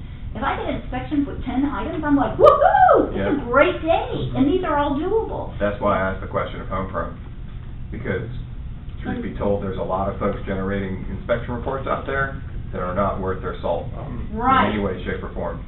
And so when you're... to ferret through that is super important, you know, and to not over glorify on the buyer side, and to not over-exaggerate on the seller side. And they had that ballpark here on page 6, and then when you're working with the inspector, you're out there looking as well, and you have a better idea of what it is. And I'll tell you, I love to have a listing, and the buyer goes out on their own without the agent, because then they don't know anything. They try to read it off the report and figure it out. I can talk them through it and say, this is why it doesn't need to be done and everything else, because they didn't go on that inspection and don't know what they're doing. You've got to be there. How common is it today for the seller to ask, as part of the going back and forth for the inspection report? The sellers will probably want to see it so they can take pictures of that and give it to the vendors. A lot of people will say, if I don't receive the inspection report, I don't have to share it. Once you get an inspection report in the mail, if that deal does not go through, you are in a position where your seller needs to share it. It's a fine line, but here's the gig. They emailed it to you, and you say, I didn't open it, so I didn't see it. You need that to be able to go through and show the seller and everything else. I just believe in being up front.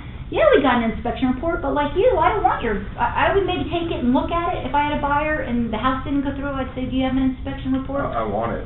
But I'm going to do my own anyway with our trusted inspectors, because they're going to probably find some other things, and sometimes it's something big. But it's nice for a baseline. I'm the buyer's agent saying I want my own. I'm talking about the listing agent. As a listing agent, people will tell you, well, I don't want to receive the report, but you're almost always going to get it in an email. Yeah, I don't care what anybody says, so I'm going to go in court and say, oh, they sent it to me in email, but I'm not sharing it with anybody because I didn't get it. You got it. It's there. And you are then, if that deal does not go through, liable to be able, you have to be able to share it then. What would be I have never sent over an amendment to address concerns without also sending the inspection report. Yeah, right. Totally. And especially if it's your buyer, because you want to scare the heck out of them if they were only asking for this much.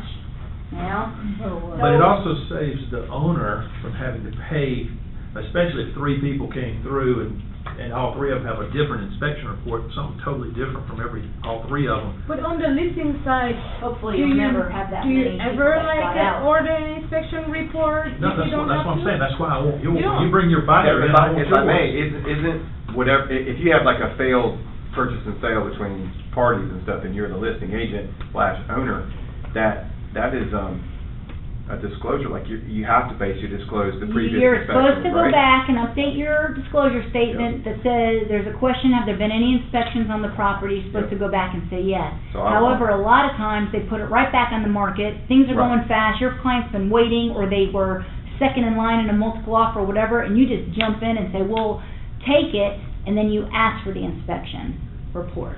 And you may or may not get it. I've had people say, no, I never received it. And I know they received it. Yeah. I know they did. Yeah, You can either call the other agent and say, hey, would your That's a people, three-line mind they paid right for it, there. are they willing to share it? Somebody might say, well, I'll send it to you for $100. And then you're like, well, let's just get our own. It could be Well, it's like a the myriad HOA things, letter. because the owner is the person who paid for it. Right. So they're the owner of it. So if they say that it wasn't sent to the agent, it was there. The owner didn't pay for it. No, the owner of the inspection report is the person who paid for it, in this case, the buyer, who pays the inspection. I just looked at the clock and I'm going to tease it over here, but what I wanted to share lastly was there is another great role playing here on positioning. Positioning goes back to the questions that we were talking about, the what, the how, and the what next, what else.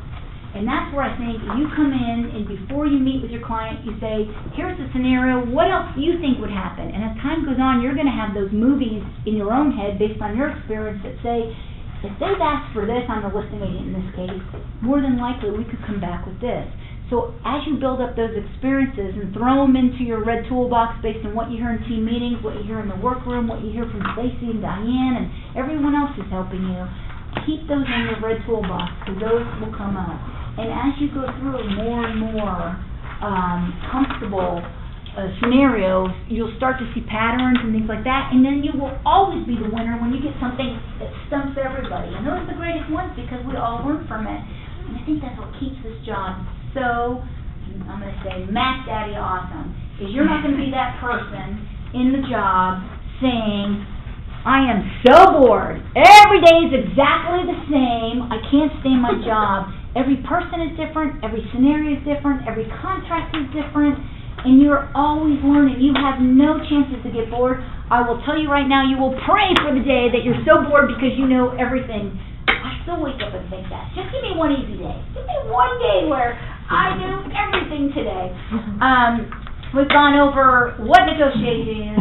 We talked about how many skills you guys already have based on your past and what you've done. We've gone over tips. We went over common points. We went through the purchase and sale agreement and went through all the areas that you could use as negotiation. Everybody thinks price only. There's a lot of things you can do to frame your buyer in the best place, and there's a lot of things you could do understanding your seller scenario to counter back. We've talked about the 3 T's approach. Everybody remember it off the top of their head? Prepare, present, position. Excellent. Prepare, present, position. You do these things, you built the foundation, you're going to be ready for whatever comes up. And I know we went through a lot of different questions. Everybody good with where you are right now? Remember, fire hose. You know this is the class negotiation. You know where to get more information. And I can't thank you guys enough for your time. It's been such a pleasure being with you. Your cruise director I really hope this helped you. And when you fill out your evaluations, I'm always looking on how to do things better and to improve. I would greatly appreciate it if you put what I could do to help the next group. And I thank you guys. And I'm so excited to see you all in the office and at team meetings. Yay! No, it's okay. Raise your hand if you do not have an evaluation. Well, they're back there. Well, that was my thing.